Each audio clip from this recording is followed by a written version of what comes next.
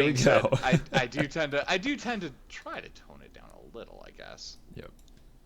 Try. I fail, but I try. Okay, and we All right. should be live on YouTube, I think. I think it's still processing. Okay, let me just see if it pops up for me. Give me a second. Yep, there it goes. So, hey, welcome everybody to the 7th episode of the StarSide podcast. My name is Saber. I'm Raven. And I'm Dalmont. And Yes, we the are... Elusive Dal. Awesome. Yes, the elusive Dal. I'm a rarity these days. I mean, we've all kind of been rarities for each other because it's like we haven't all three been in the same, quote, room, except for very briefly last night for how many weeks? A long time. I think it was about 3. No, it was 3 weeks. Okay, It was fair right enough. before I left, but that was for about 10 minutes anyway. So, whatever. Yeah.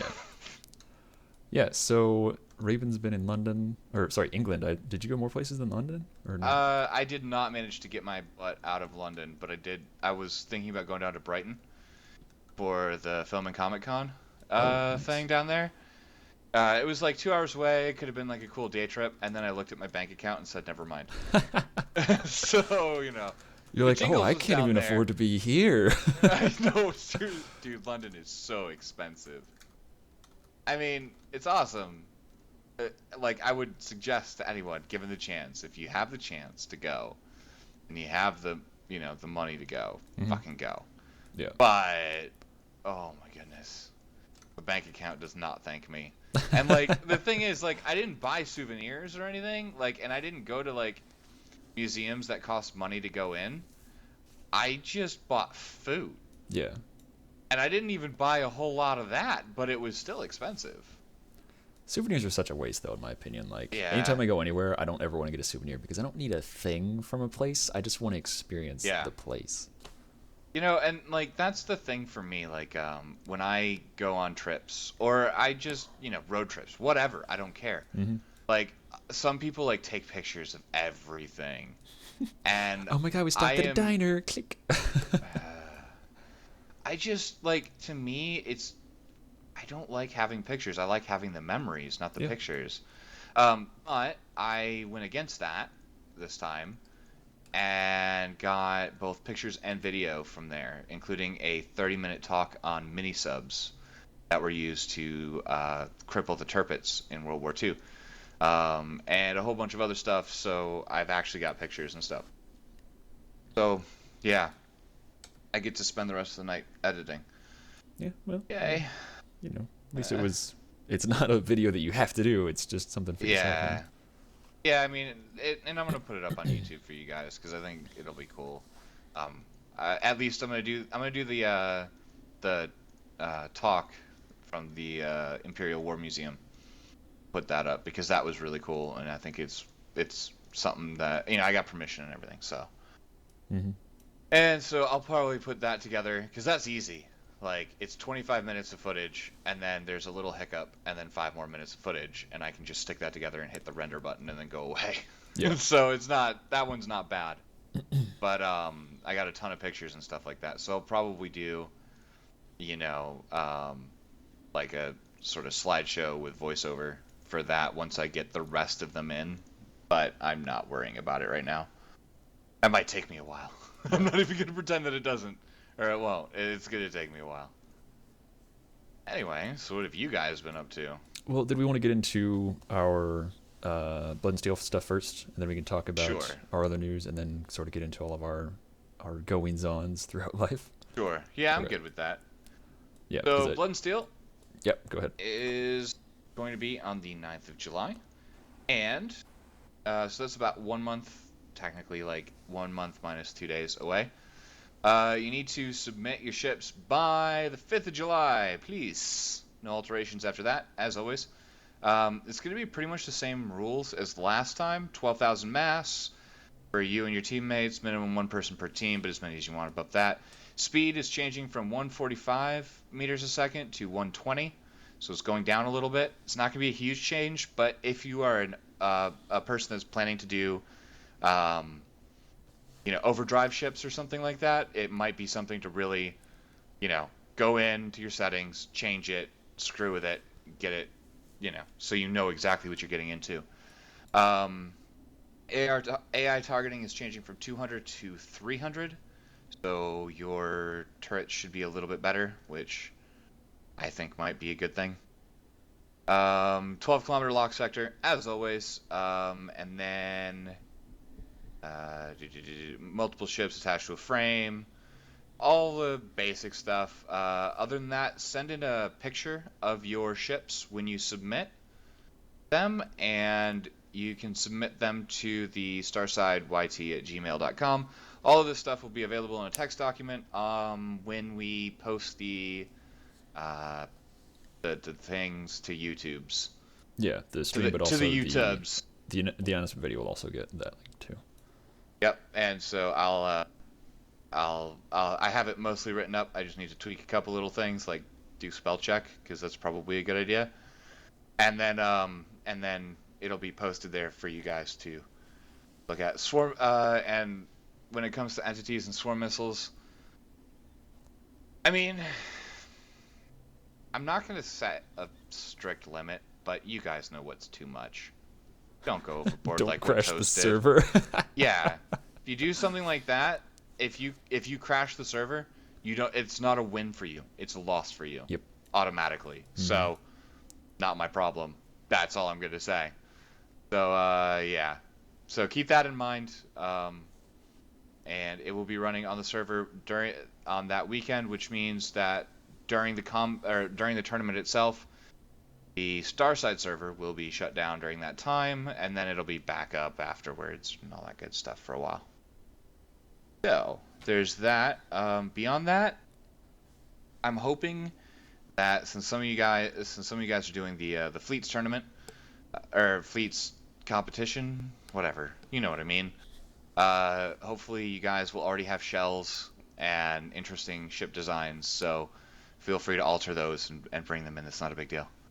But they do have to conform to the rules, that's all. Yep, and I think that's most of the changes, isn't it? Yeah, that's pretty much all the changes. Beyond that, there really aren't any other rules.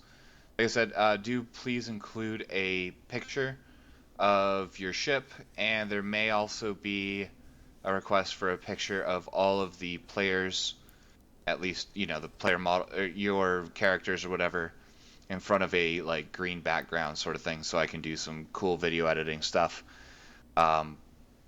as well. But that I'll announce later if that needs to change, and it'll be in the document by the time that we do by the time it gets posted in the show notes. If you are watching this, listening to this as a proper podcast. And as always, some of our admins will be likely participating, but we are commentating, so we will not be actually fighting. Although, right. So no chance to I'm considering loading up a couple ships and doing a fun round, at some point, maybe as the end of the day for day one or something. Yeah, like an after show kind of thing. Yeah, it might be fun. I don't know. We'll see. I haven't thought that far ahead. I have a month to think about exactly how the show's going to go. Dang it. Yeah. But no, for the tournament proper, the three of us typically sit here and then scream like little girls when things die, which is fun. Yep. So that's that. All right, nice. Down, did you want to go ahead and jump into our next topic before we get into our current events? Yeah, it's kind of a big one. Yeah, this one's going to take a while to explain, I think, but I think it'll transition easily enough into everything else. Yeah. I'll tell you what. Give me 2 seconds. Okay. I've got to quickly go assist the wife, and then okay, I will be right back, and we'll BS, and then we'll hop back into it because it's a doozy. I want to dedicate my full attention to it. That's true. That's a good fair point. And we never saw him again. Never. Well, I can at least say this much, and so this is a little teaser.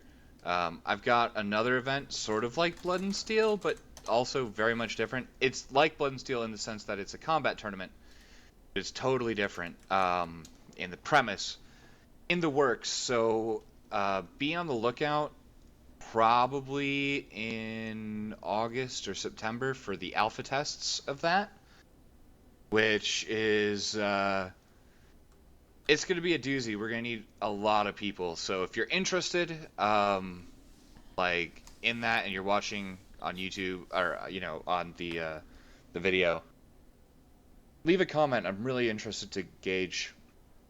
I mean, I know that's not much information to go off of. I totally get that. Basically, if you'd like to do a but I thing, can't. is what you said. Yeah, I mean, it's going to be kind of a big thing, and it's going to kind of be a crazy thing, and we need a lot of people for it, and combat is involved, and some other stuff like crafting might be involved as well. I don't want to go into it too much until I have a little bit more of the resources built and ready to show off, and so that I can explain it properly. Because if I tried to explain it right now without actually having everything, or at least some of the stuff like ready to go, it's not going to be interesting. You're just going to sit there and go, okay, I think it's this, therefore I'm going to prepare for that, and it's probably not what you're thinking it is. Yeah. It's Easter egg hunt. We're going to actually make Easter eggs, Yep. and then you're going to hide them. And Yep. even though that was like months ago. And if I remember right, you just passed the timber train that I built. Yay. Yes, I did. Yep. Now I'm going past Dal's And thing. I'm just showing off Dal's the ships while we wait for ships, Dal. yep. Wait, Yeah, what no I do? worries. Oh, you're missing more blocks, Dal. You're terrible, Dal, that's why. Yes. What am I missing? Oh, I'm just seeing more Blocks. blocks on your ship that's missing, except it's the other one. So yeah. Wow, shocking. Yep. I'm slipping. Yeah. Well, it's okay. well. I always seem to find those, even if I'm not looking for them. Well, see, the worst part is Dal used to come to me for that stuff, and I would find all the blocks, and then I'd tell him what all the other shit that was wrong with his ship was. Yeah. Yeah. Definitely. At least you stick to blocks for the most part. Well, yeah. I mean, Yeah. it depends on what sort of, like, if I'm just like Yeah. looking at a ship, I always just find random blocks. But if I'm like reviewing a ship, I find all sorts of stuff. Oh yeah, I know that feeling. There's a reason, like, I've not done much in the way of reviews for a while, because, Yeah. my god. Mhm. Actually, speaking of which, I needed to edit all the reviews I did before I left. I forgot that I even did those. Neat. I'm terrible. Oh, Yeah, I've got man. a- Some of those are super long. Holy crap. Oh yeah, I know how it goes. Trust me. Yeah. I have some a of them were one ship real special long. coming out tomorrow. It's a heck of a ship though. Yeah, fair enough. Looking forward to it then. Yeah. But yeah, finally doing ship reviews on my end again, sort of. Mhm. It might have been a one-time thing for the lineup reviews, but I'm gonna do some reviews sort of more your style, because it gives me so much more control, and Yeah. Yeah. I There- can There's actually, a reason like, I've never done lineups. yeah. I mean, I don't mind lineups. It's just they're exhausting because you're doing. It's sort of like your like crazy long backlog ship review stream. Yeah, the like 9 every hours. Uh huh. Yeah, it's like that every time, and it's like, oh god, I don't want to do this anymore. Yeah. I was beat by the time. It's weird how like all you're doing is talking and looking at spaceships in a video game, but you get done and you're just like, Yeah.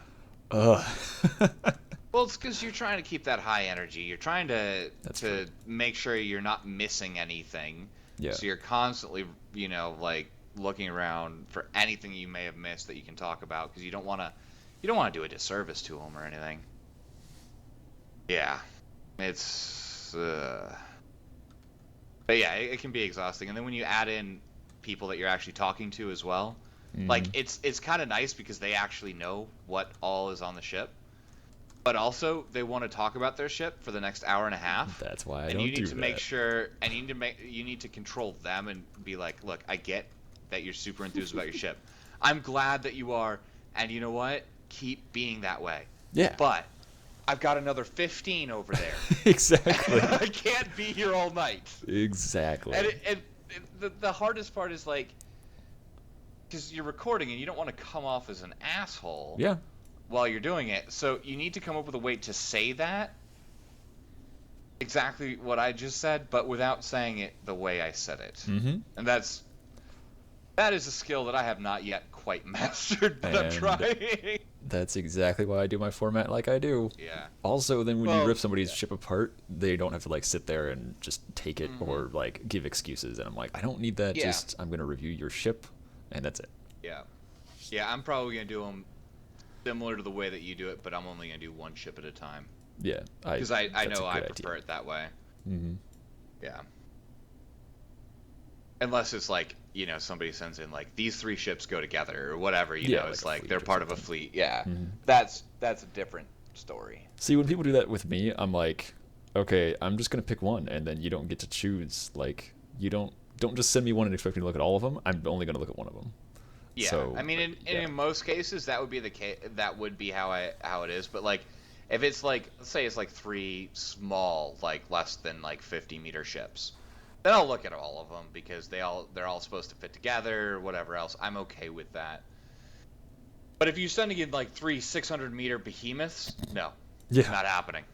I'll Please look give for the me a one that I detailed like. review on this particular section of this part of the interior on the red line on the 4th floor. yeah. It's very important. And then let's take 30 minutes to talk about my med bay because damn.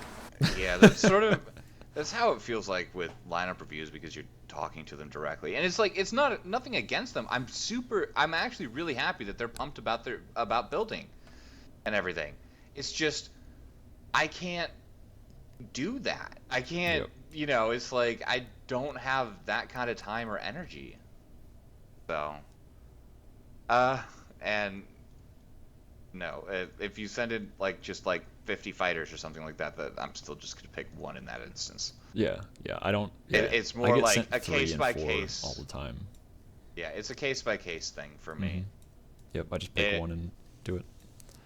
If I look at your ships, if you like send in like a picture of the ships or whatever, because I don't have that limitation. But if you send in like a picture and it's like three really cool looking ships, or if I load it in and it's three really cool looking ships attached to a frame or something like that, I'll be like, all right, maybe I'll do it, but only if I feel like it. Don't take requests. I don't know why I said it like that. Because apparently you're Savage, man. Yeah, a piano man back in the 1800s. Yeah, that's the one. I don't even know what it sounded like because whatever.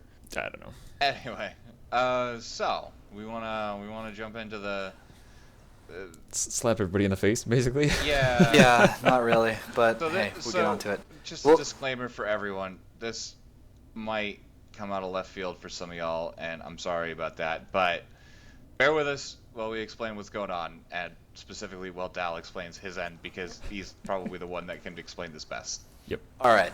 So, as probably every single one of you and your mothers and your sisters and your children have noticed, we have been conspicuously absent in recent days. I think that's probably a fair assessment. We've all been kind of doing that's a nice way to say it. one thing or another, but generally speaking, we have pretty much been AFK. And we'll get into the reasons for that why later, because there's all sorts of cool stuff involved. Raven, I know you, like I said, you went to London and all that good stuff, or England in general. Saber, you've been doing some crazy stuff. I certainly have been doing some insane things, and it's been pretty fantastic. But it's taken a level of precedence, over obviously the time that we get to sit here and spend with all of you.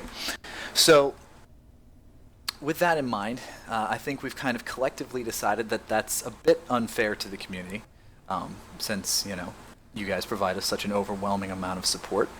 And in a nutshell, we are going to be stepping down, as it were, from managing the server, so we can focus a little bit more on our own personal lives and our personal projects, which, twofold gives us a little bit less stress, and number two gives you guys a little bit more content, so that we don't have to divide our time, as it were. And Raven, you know a little bit more about the nitty-gritty of exactly how this is going to go down, but that is kind of the long and short of it.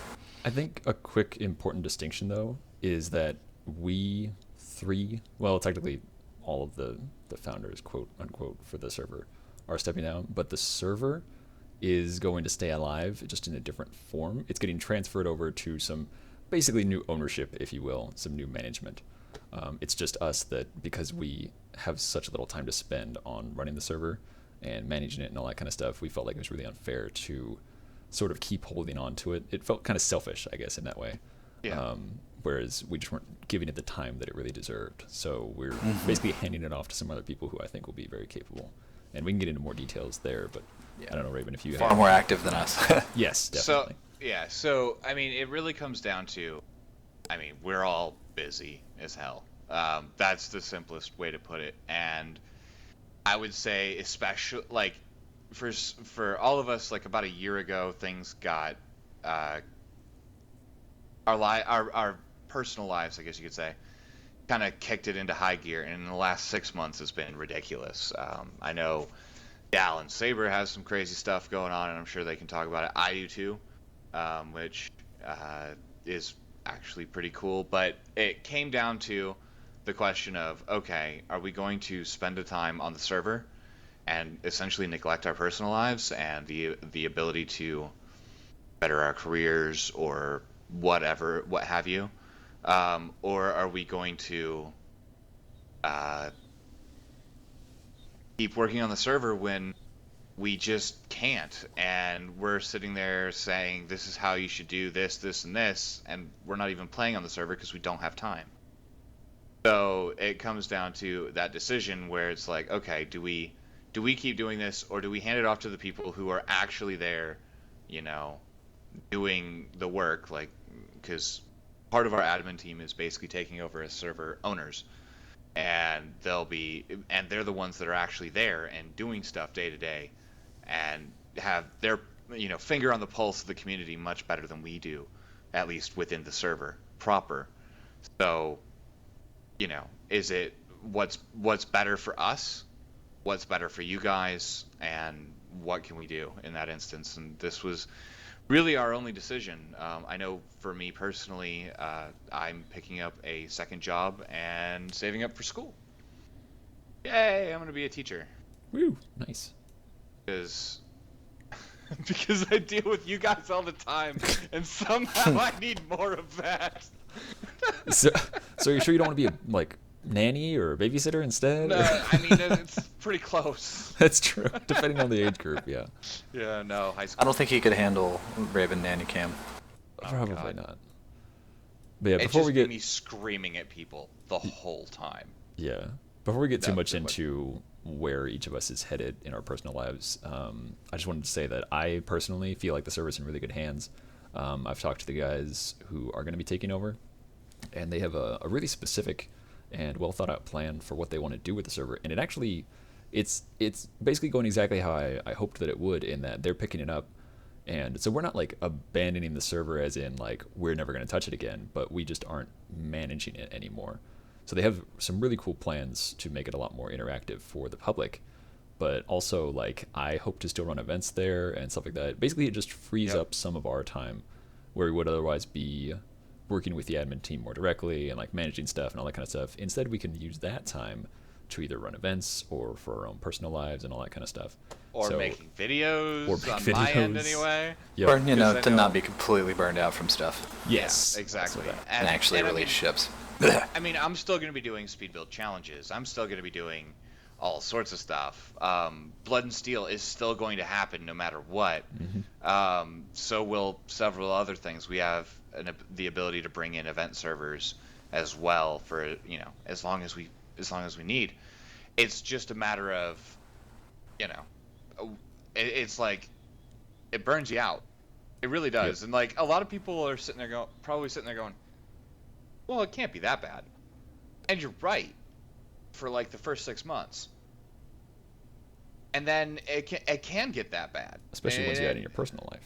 Yeah, especially when I mean, it's one of those things that can sit at the back of your head and just sort of be that nagging, you know, voice in your head saying, oh, you need to do this, oh, you need to do that, oh, you need to do this. And that's nothing against anyone in particular. That's just, it comes with the job, so to speak. But the problem is I'm not getting paid for it. if I was getting paid a proper living wage from doing this, like Well, maybe I'd be down with it. But like, that's not the purpose of the server anyway. yeah. And that was never the purpose. And I don't want anybody to think that it is, or that's why we're leaving is because you guys don't give us money. That's not even close to it. No, no. It's just I want to. I know I want to do a couple of things, and I know for a fact that I won't have time.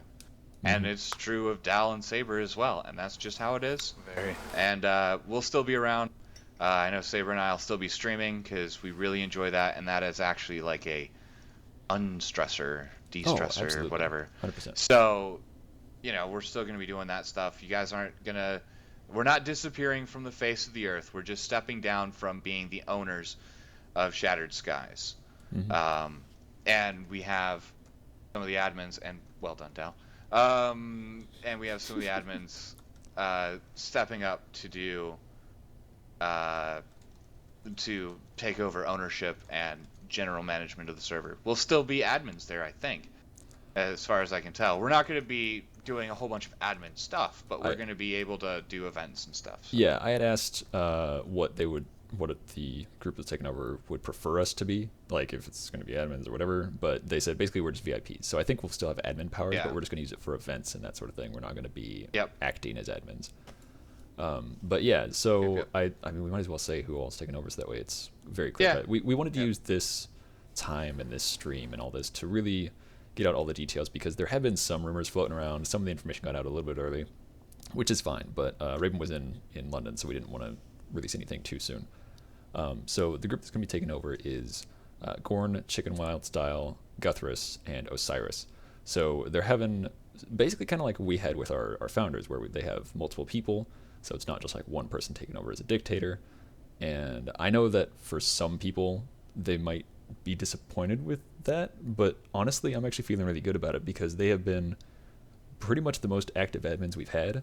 And even with any of the negative stuff that's gone on in the past, I know there's been some of it.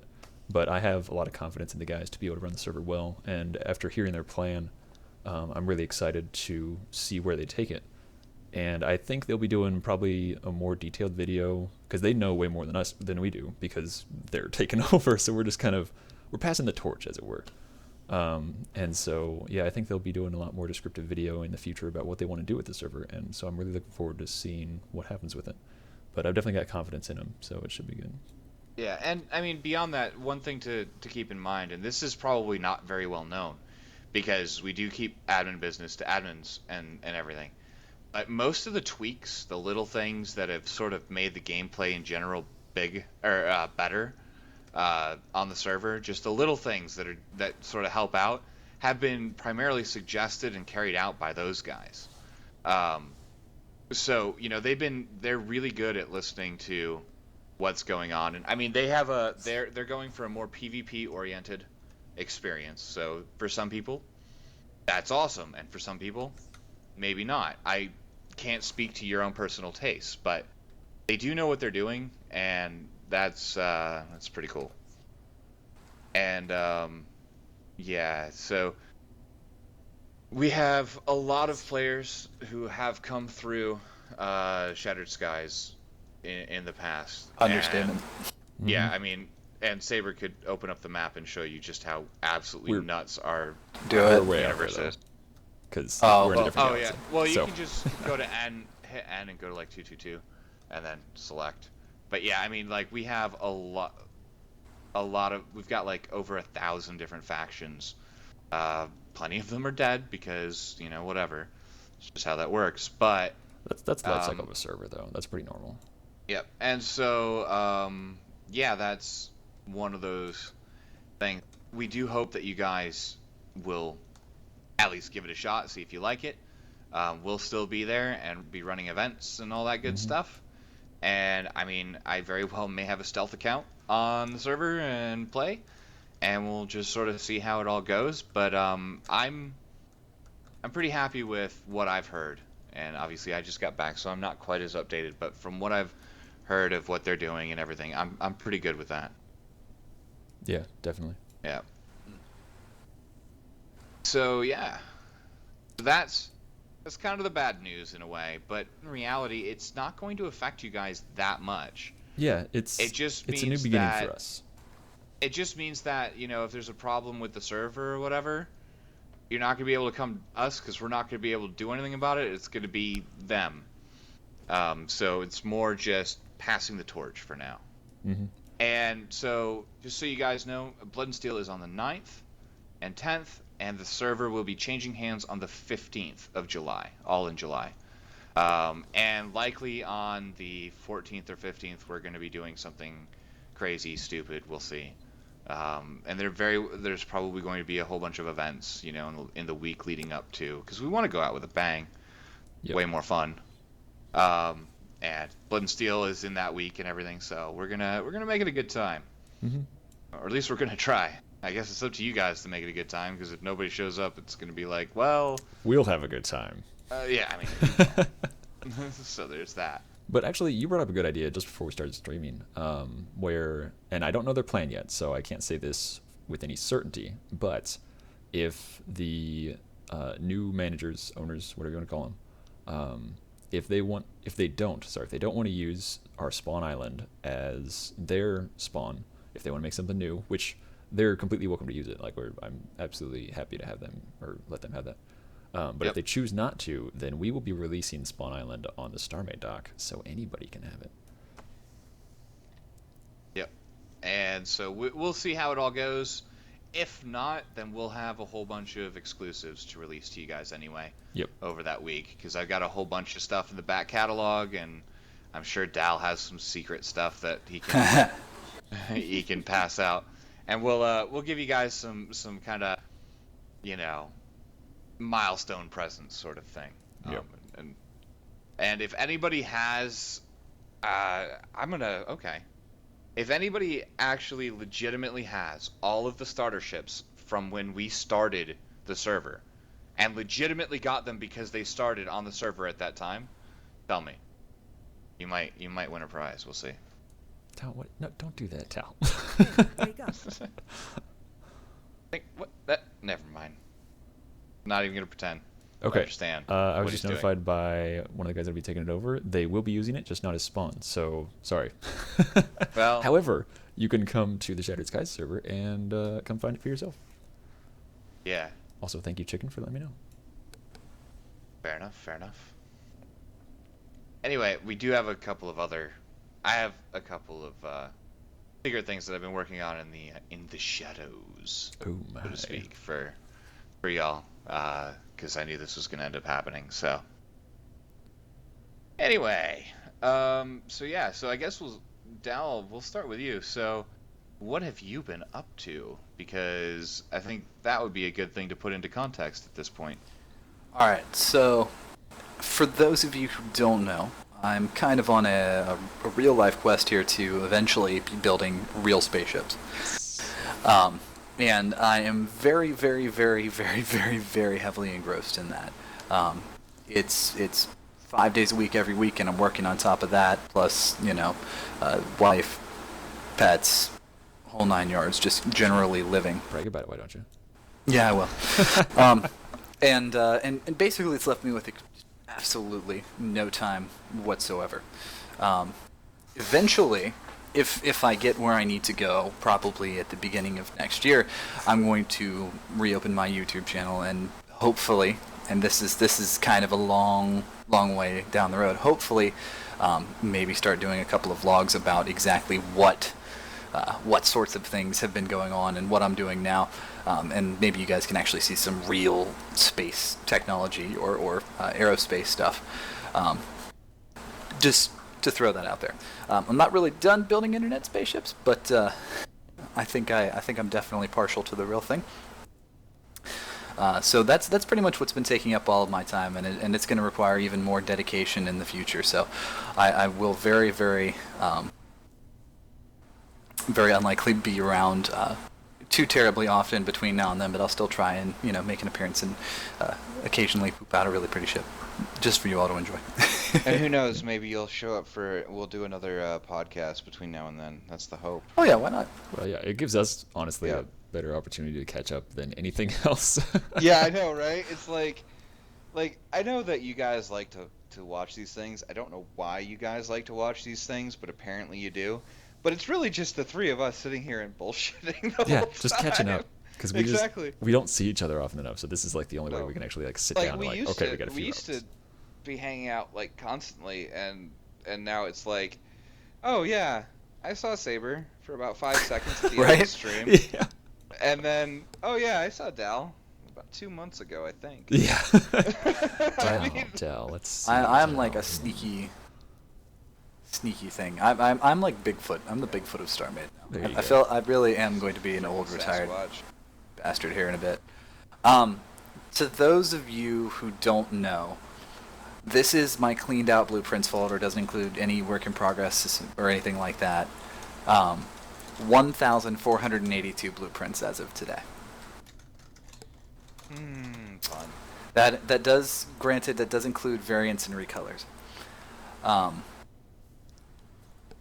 I'm just throwing that number out there because I feel like there are other things that I need to pursue. There are 2,000 real spaceships you could be making.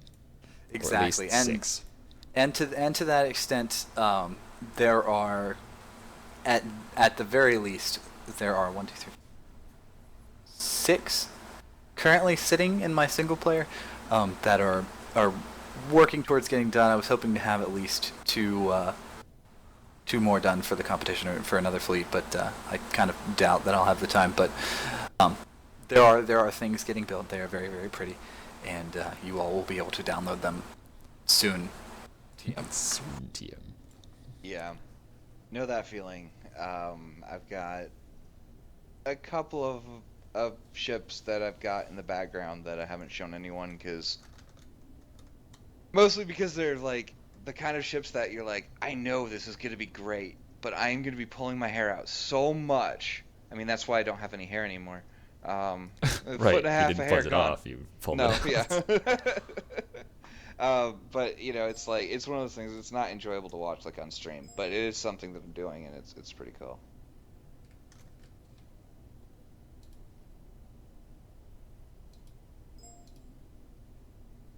But yeah, Yeah, so I guess I'll go next. Kind of trailing off of what Dal said, I also have my eyes set to the stars, as it were, in that I am continually pursuing my basically dream career of working in the aerospace industry. And before anybody freaks out, I have no intention of leaving StarMade Development as or a member of Shine. Excuse me, I had to clear my throat. Sorry, but it's still it's more of a passion project. Whereas I know that I never really set out to be a game designer, even though I graduated with a degree in computer graphics and interactive media, which basically means game design.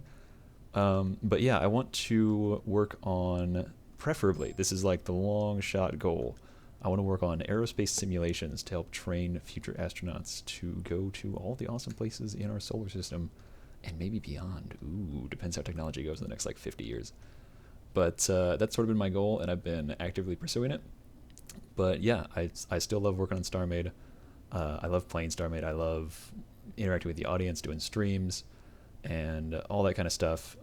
It's just, with the server specifically, it's been one of those things where it's another time constraint where it's taking away from my potential career and working on my portfolio and all this other stuff. But yeah, I still want to be out there interacting with the audience because, like yesterday, just really quick, I did a YouTube stream, which I'd never done before, partly because Twitch wasn't working, but it was so cool to be able to interact with this whole new audience who technically is still the same audience that I've always had because I've done the videos, but I never interacted with them directly before. But it was really cool to be able to do that. So I don't know. There's just there's a lot of interesting stuff going on, I think, with all of us. But for instance, by the end of next month, the end of July, I'm moving somewhere. I don't know where. I still don't have a spot yeah, picked that's out. always good. Yeah. I mean, like, I'm kind of used to this though. I'm very much like a free bird type because like it's just I go where work takes me or wherever the wind takes me. As corny as that is, but like I don't. Wherever the wind blows. Yeah, pretty much. Like I just kind of go wherever. And so this is one instance where I'm hoping to move to a job in the aerospace industry. But if not, I could go anywhere. Like I could move to Europe if I wanted to, which would be awesome. But so we'll see where it goes. But yeah, it's been a very busy, crazy past 6 months, and will continue to be a very crazy future 6 months for me. Yeah, and in my case, I'm saving up money, hopefully at an accelerated rate, because some financial hardships in life, and also I want to go back to school, so that I can then go back to school afterwards, which is a little weird. So you can go to more school. Yeah, but beyond that, I've been I've been picking up writing a lot, and one of my friends is a published author, and he basically said that what I've got so far has some potential, so I kind of want to dive into that a little bit more. Nice. And see if I can actually put together a proper short story. Not necessarily one to sell, but at least, get my name out there and all that good stuff. So, Do it. And I guess I can say this. It's a free Only country. because I got a go ahead from Schema to do this. So, it's unofficial, completely unofficial. So please bear that in mind. Completely fucking unofficial. But it is set in the StarMade universe with the same factions and stuff like that. So, for a short story to kind of to test out some devices and stuff like that. So, I've got like the first chapter done and working from there. It's one of those things I try to sit down and I try to write 1,000 words a day, and then if I get into a zone, like I just disappear for like 6 or 7 hours, just writing up a storm. Because I've always liked telling stories. Like that's one of the things that that I just do naturally, pretty much. And so being able to tell a story about giving myself or being allowed to use a framework that I understand and know how to use is really a nice thing, and I am very appreciative to Schema for doing that. And of course at the bottom it's gonna say this is set in the StarMade universe, go click this for the game, and hopefully that'll bring in more players, which will be cool too. Yeah. But so that's something I've been working on while I was in England, bored out of my mind, trying to go to sleep desperately, because they're 5 hours ahead. So for them, like 9 o'clock at night is like 4 p.m.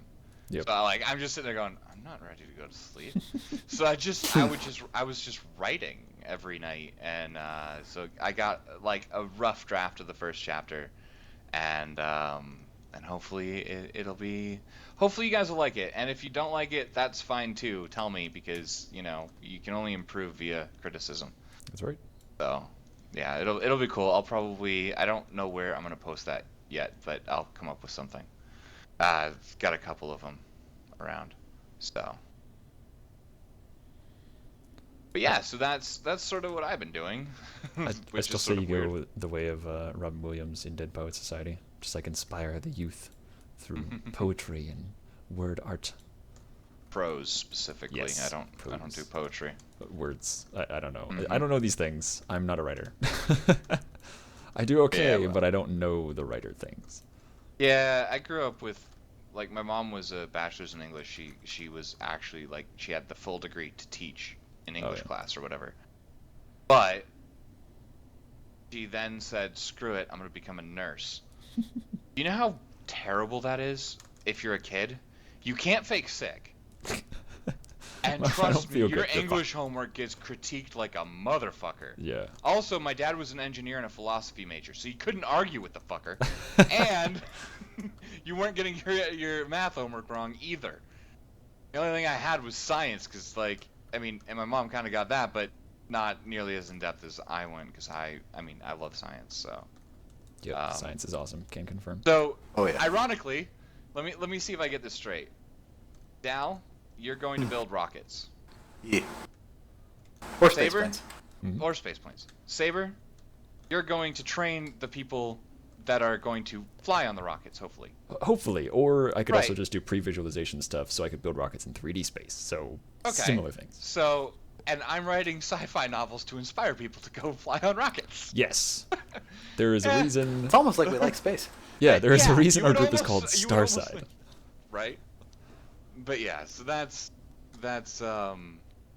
sort of the way that life has gone, and the questions of being, do we want to pursue it? Do we feel like it's worth it? And the answer, all of our cases is, yeah, this is what we want to do. 100%. So we need to be able to do it. Mm-hmm. And Oh, yeah. go ahead, man. I was going to say, in the not so far distant future, I think we may see ourselves doing a StarSide podcast about the future of the aerospace industry, our role in it, and what to see next. I would love that, and that's why I Have to love do a little bit the more. StarSide thing that we have so much. It's not just like, it's not a gaming community, it's not a server. It's just like, it sounds really cultish, but it's like a state of mind. It's looking forward to what's possible for us and humanity, and trying to make the best of that, keeping your mind in, like, on the stars, if you will, like, looking forward and all that kind of stuff. Well, yeah. So I mean, it there's kinda is. so much potential that we as a species have, and I want to help us get there and realize that, instead of just Exactly. dropping bombs on each other and that kind of stuff. Yeah. Like Although, the Delta 4 There are a Heavy. few people I wouldn't mind dropping a couple bombs. Well, that's on. true. I mean, there's still like heinous people, but like Yeah. the Delta 4 Heavy rocket just launched today and was awesome because it's a Delta 4 Heavy.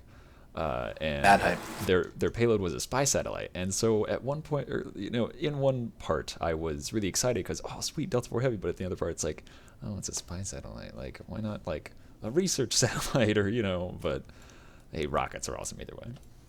Yeah. But there's Yep. just so much for us to do, I just want to be Look part at of that thing. That thing is huge, dude. Yeah, it is. it. It's Wait, pretty what? The Delta sexy. 4 Heavy?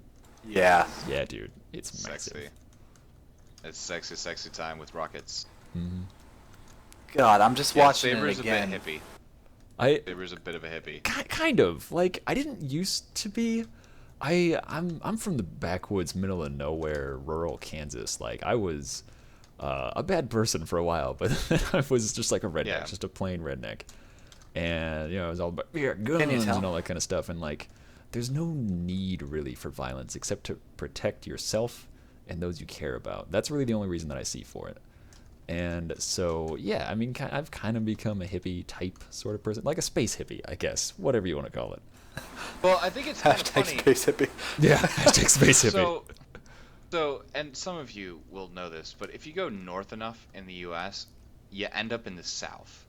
And what I mean by there's that, pockets of it all over the place. if you go to the northern Michigan, they're like southern rednecks. Oh, Like yeah. there's racists and Mhm. just terrible people, to be honest. And that's where I grew up. Yep. And so I'm not gonna say that I didn't have those qualities, but it's like, I guess when I joined the military about that time, I just kind of realized, like,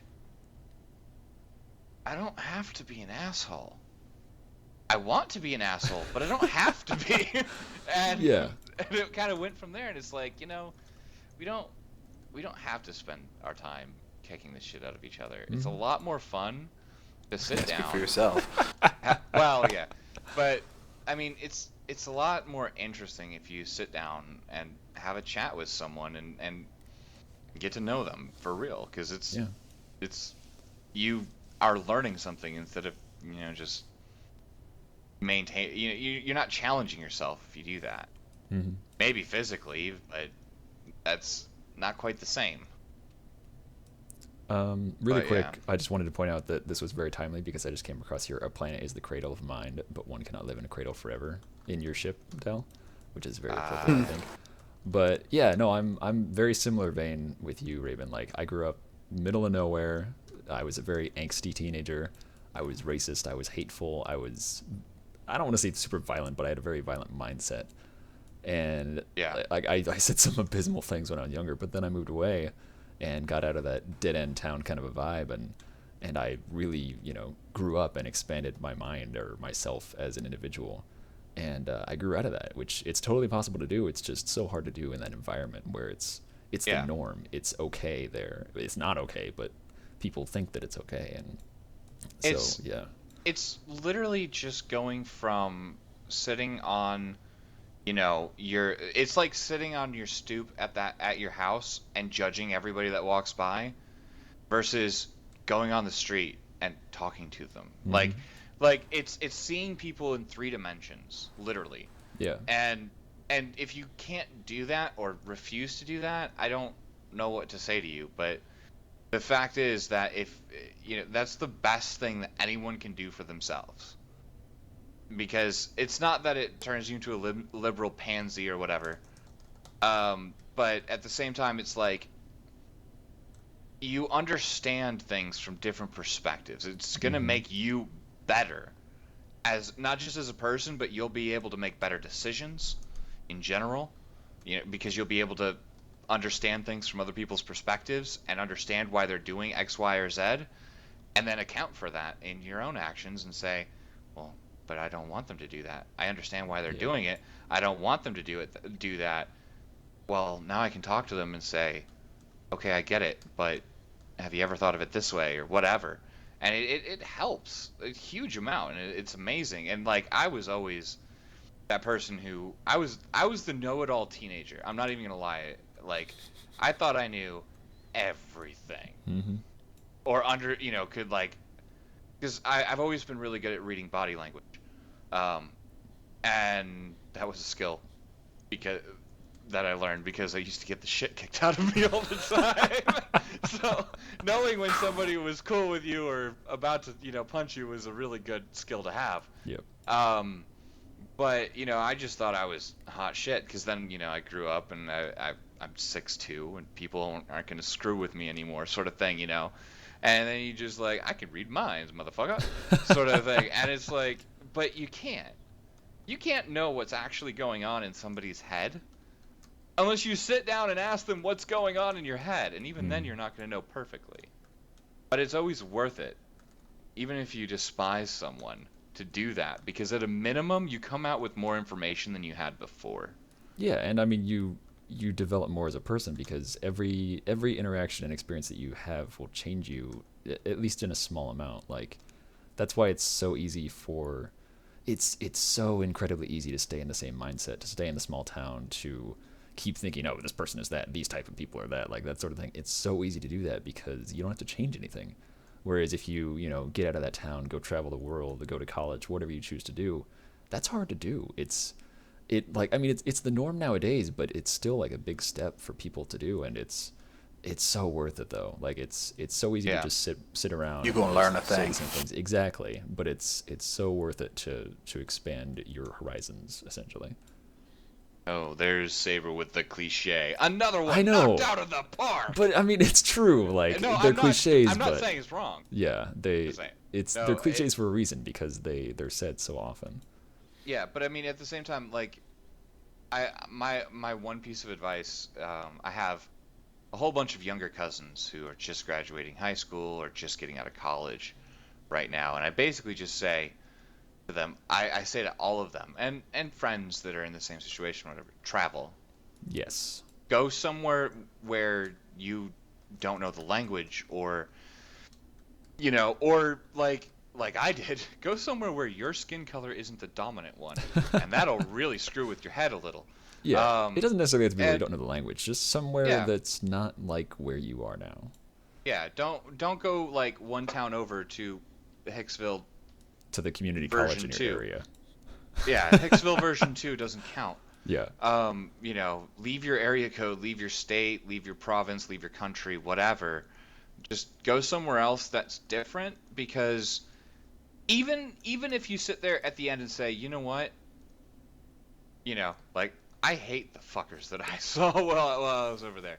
You've learned something. You've learned what it's, you it will teach you to grow. And maybe it's not always going to be a perfectly positive experience. Most experiences in life God aren't. help you if it is. Oh yeah. Yeah. But most experiences aren't. Yeah.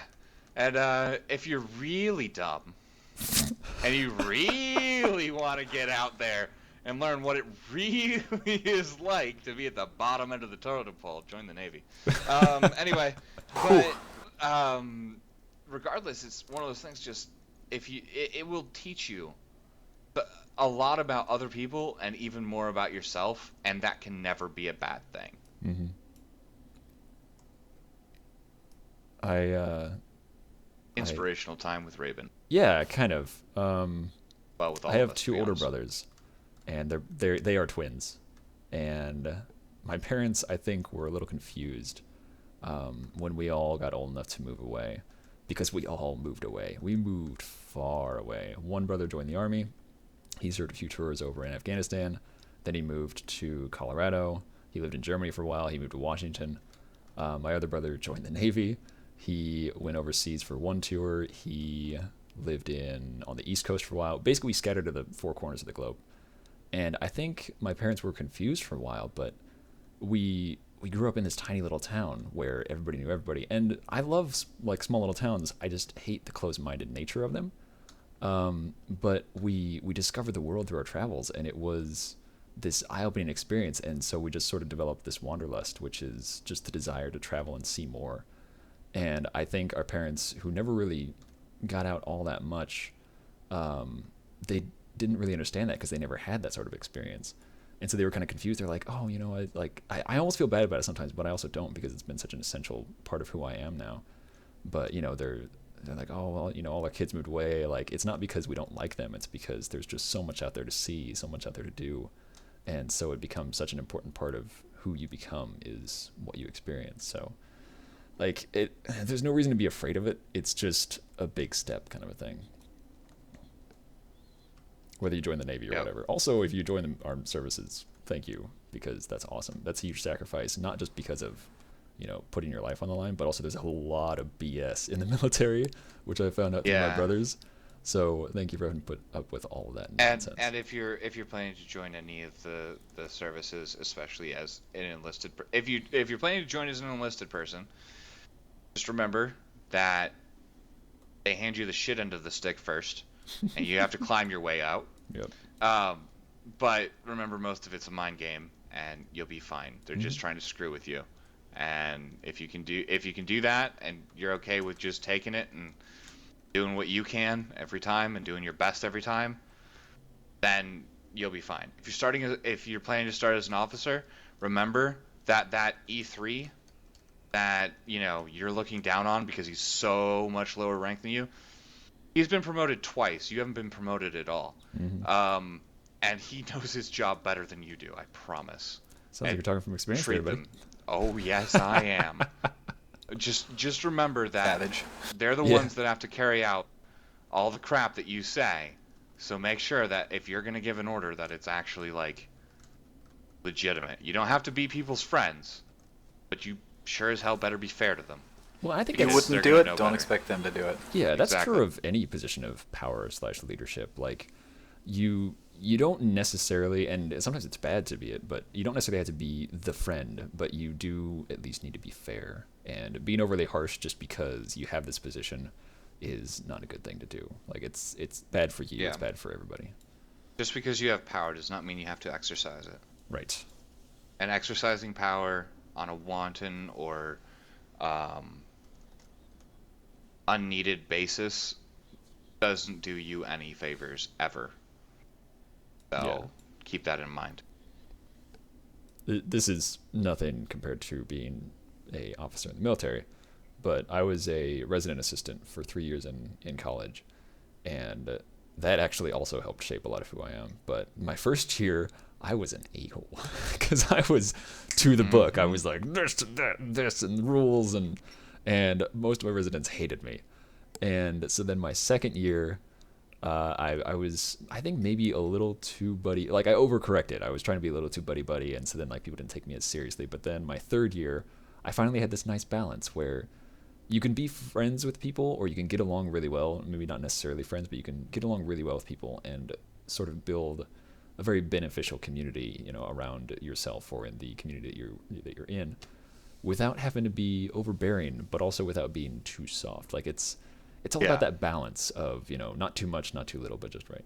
Well, there's a rule of thumb that my HM1 gave me a long time ago, because I got put in charge of a detachment of Marines for a while, which was real fun. tell you what. But regardless, he basically told me, hey, just remember that anyone that's ever, anytime you're in you have control or any type of influence or power over someone, remember that they're human too. Mm-hmm.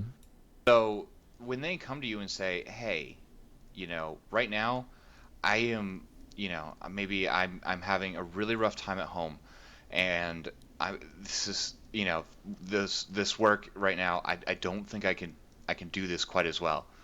Be sympathetic. I mean, if somebody's trying to game you, that's a different story. But if somebody needs help or is having a rough time, remember, because don't treat them like machines, because when it comes down to it, you're a human and you've been in that same situation, and I'm sure you've wanted, hey, like I could really use an extra like 2 days on my homework or whatever. I had my best friend went to the hospital or something like that. So I've been really distraught. I haven't been able to do the homework, or I haven't been able to get this project done or whatever. Can you give me a little bit more time to get it done? We've all been in that situation. And to not extend that courtesy to other people, to not treat them like humans, is when you become a bad leader. Mm-hmm. If you don't treat them with the same respect and if you don't treat them the same way that you would treat yourself, you're a failure as a leader. And I'm not going to butter that up or say anything else. You are. Where's the sugar? Oh no, this is no, this it's isn't absolutely true. Isn't one of those sorts of talks. Yeah. Basically, if you treat your people like machines, or you target one person because you don't like them or whatever, if you don't treat people fairly, you fail as a leader, and that's not a good thing. Mm-hmm. And just remember to extend that courtesy to other people, and this isn't just if in in a managerial business position. I mean, just in general with anyone. If somebody, if your friend comes to you and says, "Hey, I'm sorry that I couldn't, help you out moving yesterday. We had a something bad happened or whatever. Or I couldn't do it. Maybe they've been having some issues that you don't know about. Let them cut people slack, because everybody needs some slack." Sort of off topic. As someone who has a truck, though, all you of get this is. Yeah, that's true. As someone who has a truck, you get asked to help people move way more than anybody who's just like a friend that has a car. If you're even an acquaintance with a truck, they're like, "Hey, so I know we've talked once ever. Could you help me move?" I'm like, "No." So yeah, and know when you're getting in over your head. Oh, yeah. But I think the moral of this story is buy a Subaru, because nobody ever asks you to help move. But And great off-road potential. Damn. And it can go off-road and shit, so you're good to go. Or a Jeep Wrangler, those work too. I mean, We just went from leadership to buy a Subaru in 30 3 seconds. seconds. Yeah. Yep, I'm pretty good at that. Nice. But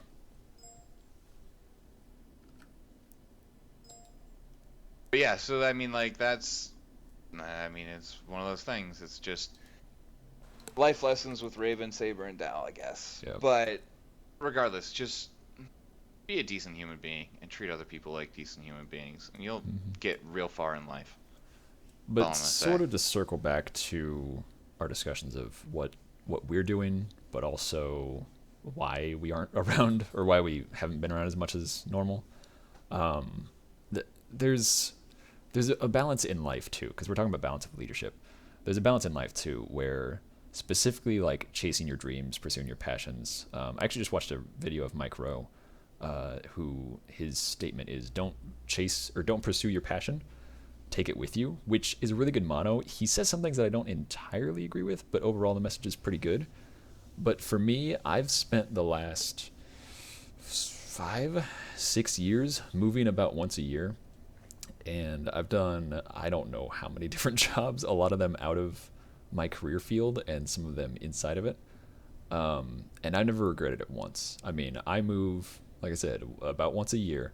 So I make new friends, I lose friends, but I've never ever regretted it once, because it's been such an amazing experience to be able to be out and pursue my dreams and really shoot for my lofty goals. Because I worked most recently in a big office in basically a cubicle, and that's basically my nightmare of a job, is to work in a cubicle where you don't see outside all day, and it was killing me inside. So I left the job, and actually about that time I got brought on at Shine, which was awesome. So thankful for that. But it's been crazy to move around that much and to do all these different things, but it's been so fulfilling. So if anybody's ever afraid of like really sort of stepping off that ledge and making that leap, don't be, because the human spirit is really, I don't know, durable, I guess. Like, we can endure a lot, we can adapt really easily. I've worked in retail, which I never worked at as a kid. Like, normally people like do their retail like their first job. I did that like a couple years ago when I was up in Washington trying to be a park ranger, but then I kind of figured out what I wanted to do with my life. And so without having had those experiences, I may not have figured out that I wanted to do simulation or 3D work in the aerospace industry. So definitely get out there and try new things, and use your youth as you can to adventure. Go have adventures. That's what I always like to say, is like, let's go on an adventure and make it worthwhile, because just sitting around at home is doing nothing for you. Yeah, but I mean, like, even beyond that, like, and I'd actually be interested in your guys' opinion on this. Like, I've had plenty of bad experiences in my life, and at the time, it just felt like, oh God, what am I doing? This is terrible. I'm never gonna fucking get through this shit. This is, I don't even know what to do. And then, looking back on them, I mean, as strange as it sounds, like, I mean, I've been married and divorced. I have been pretty well. I've done some really stupid other things in my life. We're not going to go there, but regardless, looking back, I can honestly say I can't regret them, because I'm happy with the personality, and the person that I am today. Absolutely. And as long as that's the case, as long as you can be happy with yourself, and that's a trick in and of itself. Yeah. I mean, don't get me wrong. And It's a long-term thing, about too. me. There are things about me that I want to change. But I can honestly say now, anyway, and this is not the truth a long time ago, but I can honestly say now that the things about me that I want to change are the physical things. I need to get my ass back in shape, and I need to do a whole bunch of other stuff, and I want a new tattoo, so I guess that's technically a physical change. Regardless, that's pretty minor. eh, well, only okay, those maybe I people shouldn't that say don't I don't a have lot any. of tattoos. So. Oh yeah, sorry. No. If you had gotten a tattoo, you would understand how major that really is. I haven't gotten one in like 6 years. Sabers doesn't talk about his tattoo because it's in a place that we don't want to hear about. I just can't talk about it. Like, it's not that I'm ashamed of it. I've heard that it's a rocket with flames below it. Yeah, it's right. Anyway. It's not like a tramp stamp. It's just on my lower back. Apparently, it turns from a Falcon 9 to the Delta Heavy. And it's shaped like the Blue Origin. Yeah. With the feather. It has the feather on it too, actually. And it glows in UV or in dark light. 5, Kath. Anyway, so but honestly, like, I can honestly say, looking back, if even the bad things, the things that felt like they were impossible to get through, the things that felt like they were like I would never survive them, or like I'd never be happy again, even those things, having gone through those experiences and being able to come out the other side, and that's part of the trick too, is you gotta come out the other side one way or another. But if you do, even if you have bad experiences, I can't regret them, because if I didn't have them, if I didn't do those things, including the incredibly stupid shit that I've done throughout my life, I wouldn't be the person I am. And I like who I am. And I'm happy that I've gotten to this point. So, just remember that even if something seems absolutely terrible at the time that you're going through it, just, if you can persevere, and if you are willing to learn from that event, that experience, it can help you. And it can get a lot better and a lot easier on you too. Hmm. It takes practice and experience, but you have to learn how to find the lesson in the bad thing, whatever it was. Yeah. And 'Cause that's yeah. tricky too. Yeah, oh, And definitely. That's the hardest a part, lot is of just learning times, it. a lot of times it's somebody else that's going to teach you the lesson from that bad Yeah. experience. So when you are going through that and you just want to kind of close yourself up, if you're the kind of person like me, I don't like talking about that stuff, and I really didn't like it a long time ago. I've gotten better about it. I've had to teach myself to talk about bad shit that's happening, but listen during that time. Hmm. Because if you're willing to listen, somebody's gonna put whatever's going on with you in a new context that could really help.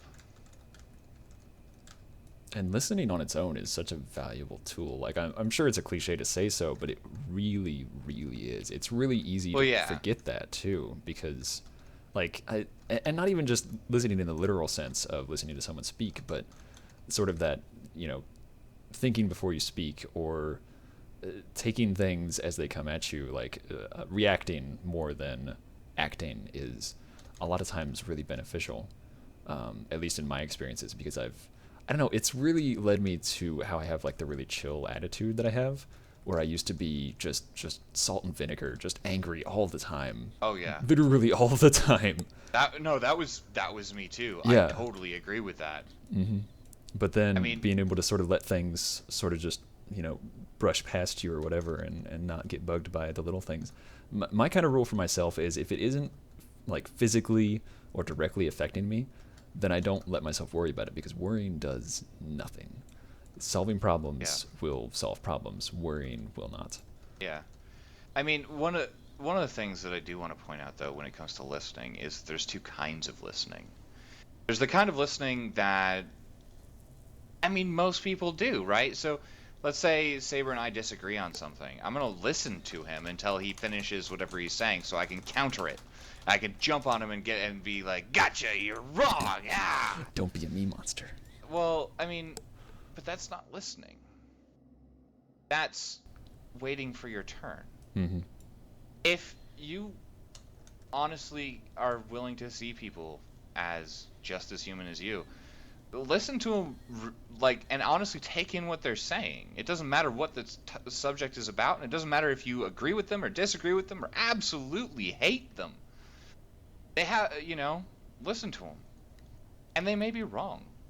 Everyone is wrong sometimes, more like most of the time, about most things, at least to some degree, and that's okay. Accept when you're wrong and own up to that, and listen when other people talk, and honestly converse and have a real discussion. If you ever see, one of my favorite pastimes is talking about not little things like how's the weather, or oh, the Patriots won on Small Sunday talk. or whatever. Yeah. Yeah, I don't like that. I like talking about life. I like talking about, I'm one of those people that likes talking about politics and religion and the way people think and what people think should happen, and those gray areas, the things that you can really dig your teeth into. Like I love cake. it. That too. Um, do like cake. But I'm that kind of person, but for a long time the reason I like that is so that I could jump on somebody and be like, "Yeah, you're wrong, and Hmm. here's why," and pretty much like the Tasmanian devil. But yeah, exactly. But as I've gotten older, I've kind of, I mean, and I'm not that old, but still, I've kind of learned that listening to what people have to say and actually listening, like letting them talk, asking questions, to get a clarified point, and presenting your argument in a non-threatening way as best you can, is one, so much more effective if you're trying to convince someone. Two, is so much more rewarding just in life. Hmm. And I promise that to anyone. And there are days where I am not in a listening mood, and I will just jump on you and be like, Guess what, motherfucker? You're wrong. Here's why. And I just go down the frickin' list. I mean, sometimes that urge is just too strong to go against. Sometimes it happens. But I try not to. And I've lived a better life because of it, and I can honestly say that.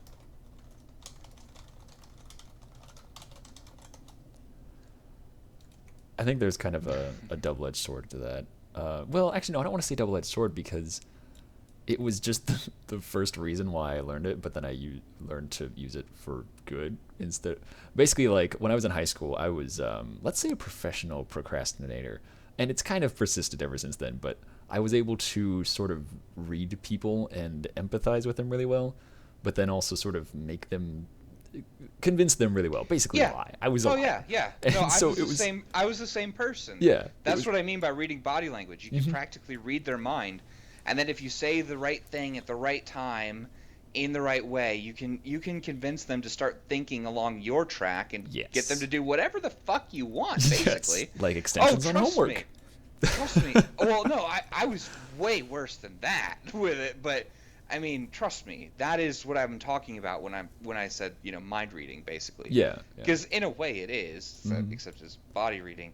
But yeah, no, I'm right there with you. And so for anybody who's wondering what the hell we're talking about, it's the ability to read people's body language, the tone in their voice, the way that they're saying something, etc., and evaluate that exceedingly quickly to understand, or at least get a general idea of what their position is, and then being able to say the right things to influence that position without them really understanding that you're influencing it.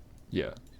Which, as we used it back then, was very bad, but you can actually use it very well to empathize with people, to basically put yourself in their shoes and then sort of help them out of their situation, which at the time back in high school I'd understand because I used it for selfish means, but namely for against teachers and stuff like that. I'd be like, oh yeah, this and that, and like then they'd be I like, legitimately used it to get girlfriends. I mean, I didn't really want to go into all that, but yeah. I mean, well, there's something like, for some reason women think it's great when they think that you understand them so well and all that stuff. Yeah. It's just like, well, I understand what you're thinking right now. I don't get what's going on in your head. And after a while, I realized that I was just like getting myself into situations that I really shouldn't get myself into. Yes. And I was, and I mean, the thing is that it would always backfire.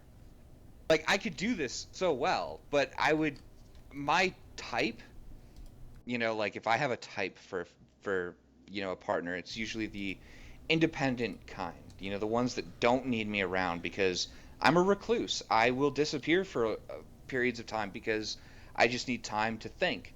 And so I looked for people that are like that. Well, it turns out that the people that are like that were just as manipulative as I was. So I usually came out the bottom end of that deal every time. But, sorry, I'm rambling again.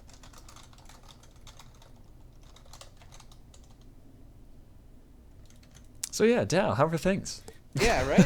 things are good. You've been pretty quiet. I've just been tuning in. Yeah, see, Dow's already got life figured out, though. He's like pursuing his career. He's already got the wife. He's got a house. He's way ahead of us. So he's just I'll listen to these guys talk about that. The worst part about it is he's a year younger than both of us. Yeah, well, shut up. Wait, aren't you? Wait, how old did you just turn with your birthday? I'm 26. Okay, you're 26. So okay. Right now we're the same age. In August I'll be 27. Yep. I think. There's about a year gap between each of us. Yeah, something like that. So yeah, it's oh, sorry, go ahead, Dal. I literally just said wrecked. Oh, wrecked. Yeah, thanks, bud. Thanks so much. Hey, I move too much for that kind of stuff, so you should. I was the one to get married first. I like that you're both saying, "Hey, that's good." I got married first. That's true. I mean, I'm not going to say that it was the greatest of all decisions of my life, but I did. So you won the race. He's winning the marathon, I think, is how we go with that. No. I won that Tortoise battle. in the hair kind of thing. We won the war. So, there you go. Yeah, there you go. That's good. Yep. And I'm like off somewhere with a sign and a flower. Yay! I don't like that. Like not even near the battle. Flowers in the policeman's gun. Yeah. You're wearing that like sad sad He's wearing clown a hat. fucking The burlap little sack. Don't pretend No, like it's the anything really- else. The barrel. He's in a burlap sack, one of those really tiny little top hats with white face Yup. paint, just Oh, holding a God. sign, and it just says "Please help me," and there's a little freaking wilted flower attached to it. He's got With a Converse that shitty are piece of actu- Scotch with no tape. soles. He's got Converse on with no soles in them. Damn.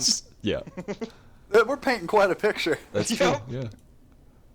on a rainy Boston street, In short shorts. middle of summer. And you can just see the bottom of that tattoo. Anyway. Heyo. Heyo. And this is why they keep me around, ladies Well- and Yeah, gentlemen. well, I mean, I guess there's that. Yeah, In all reality, though, and I know I touched on this earlier, but I really have loved my life the past like I thought you were 5, gonna 6 say years. you really do love that tattoo. I really, I don't regret it at all. You know, like I Well, was it's not drunk, but it was wrong. totally worth it. Yeah.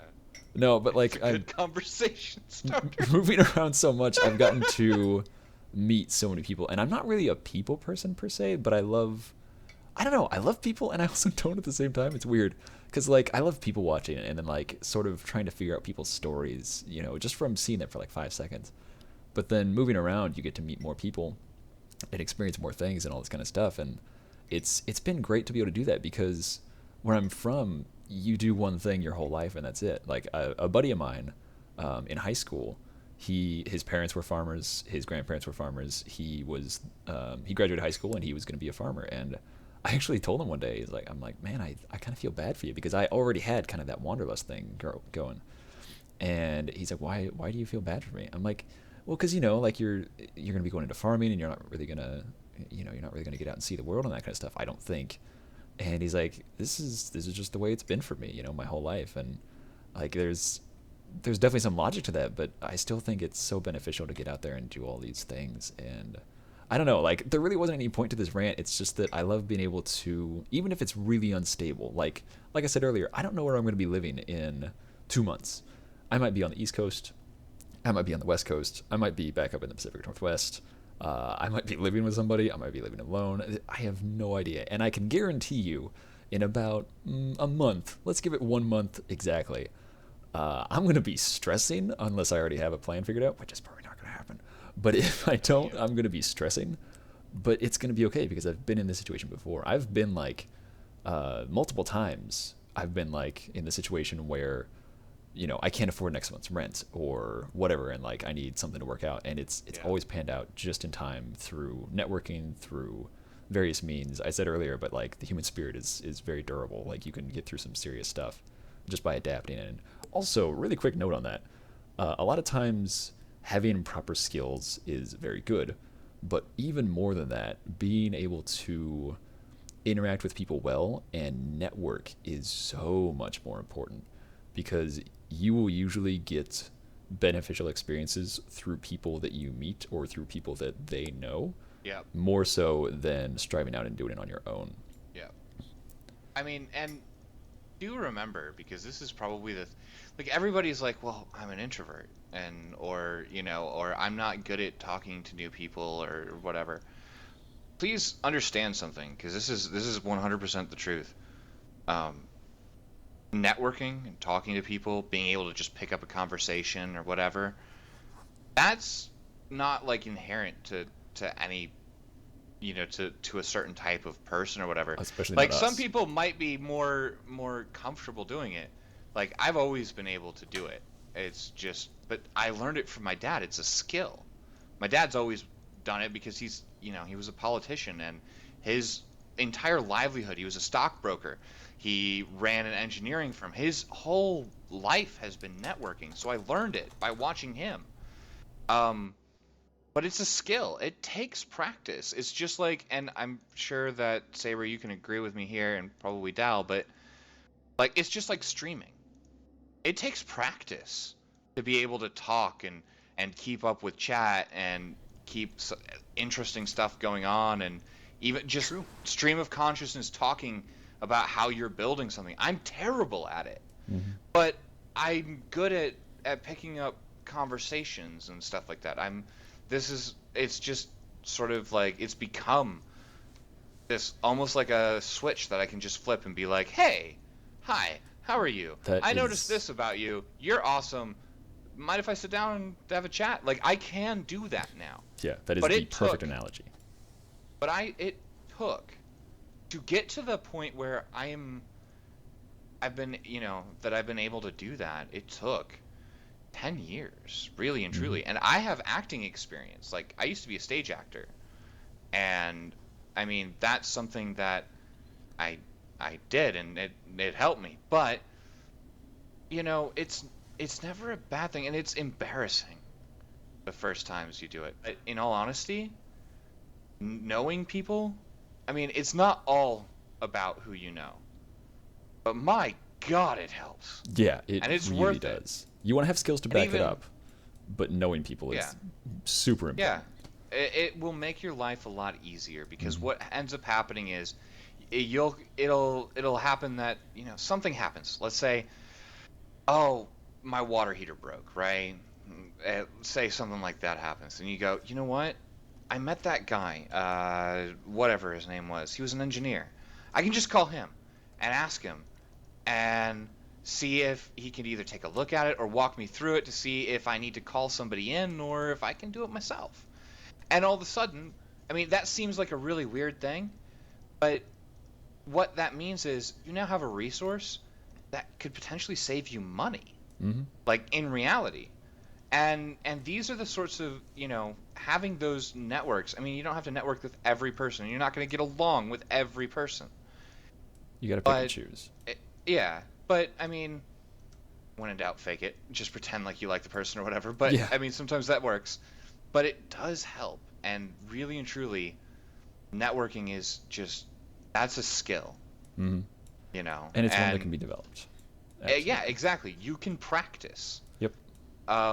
I mean, I know I used to do something called impromptu speaking. I don't know if you guys know what that is. Is that speaking it promptly? I don't Not quite. by So- the name, I can only guess. Yeah, so basically, it was like a little event sort of thing. You got 5 minutes, right? And they'd hand you a slip of paper, and you'd do this like in a classroom or something. Oh yeah, I used to They do hand stuff you a like that. slip of paper, and you'd read it, and it'd have an article, and you'd have to either agree with it or disagree with it. And you had to present your points. You had to support what you were saying, so you could learn to talk about something instantly. And I know it sounds weird, but like, if you want to, you can practice in front of a mirror, or just don't practice in front of a mirror. Don't do it in front of a mirror, just do it on your own. Read an article, and then think about what you would say, and then just say it. Doesn't matter if anybody else is around, screw them. Just talk like but- a crazy person in the back alleys. Exactly, but but what that means is you train your mind to pick up, let's say somebody says, oh, so I heard that this and this happened, and what do you think on that? Well, you can kind of, it teaches you to quickly organize your thoughts and really be able to speak with, I mean, you may not have a whole lot of authority on a subject, but you can at least speak with conviction. Yeah. And that's the whole trick. Yeah, there's the old adage of if you don't have, I guess confidence specifically is what it's usually referring to, but if you don't have any confidence, fake Yeah. it until you do, because that actually works. Speaking from Yep. experience, that actually works. But I can totally piggyback Fake it on till you that. make it. Yes, fake it till you make it, exactly.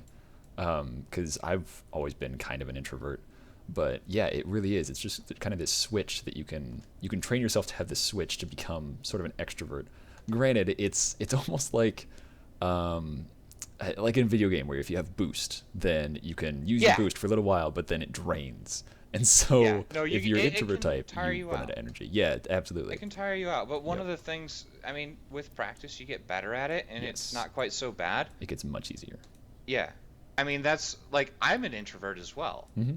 I mean, I've been known to literally disappear off the face of the earth. I live with my girlfriend, and there will be times where I won't see her for a week because I just become a recluse. Mm-hmm. Just how I am. But at the same time, if I'm out in public and I see somebody who looks like they're interesting or whatever, this is one of the things I did in England all the time. I just walk up to them and say, "Hey, I'm an idiot American. I have a question for you." But you're breaking the ice. Yeah. I mean, and there are tricks to doing that, and I mean, I wouldn't mind talking about that stuff, on my stream sometime or whatever. But like, that's the stuff that I think is interesting. Mm-hmm.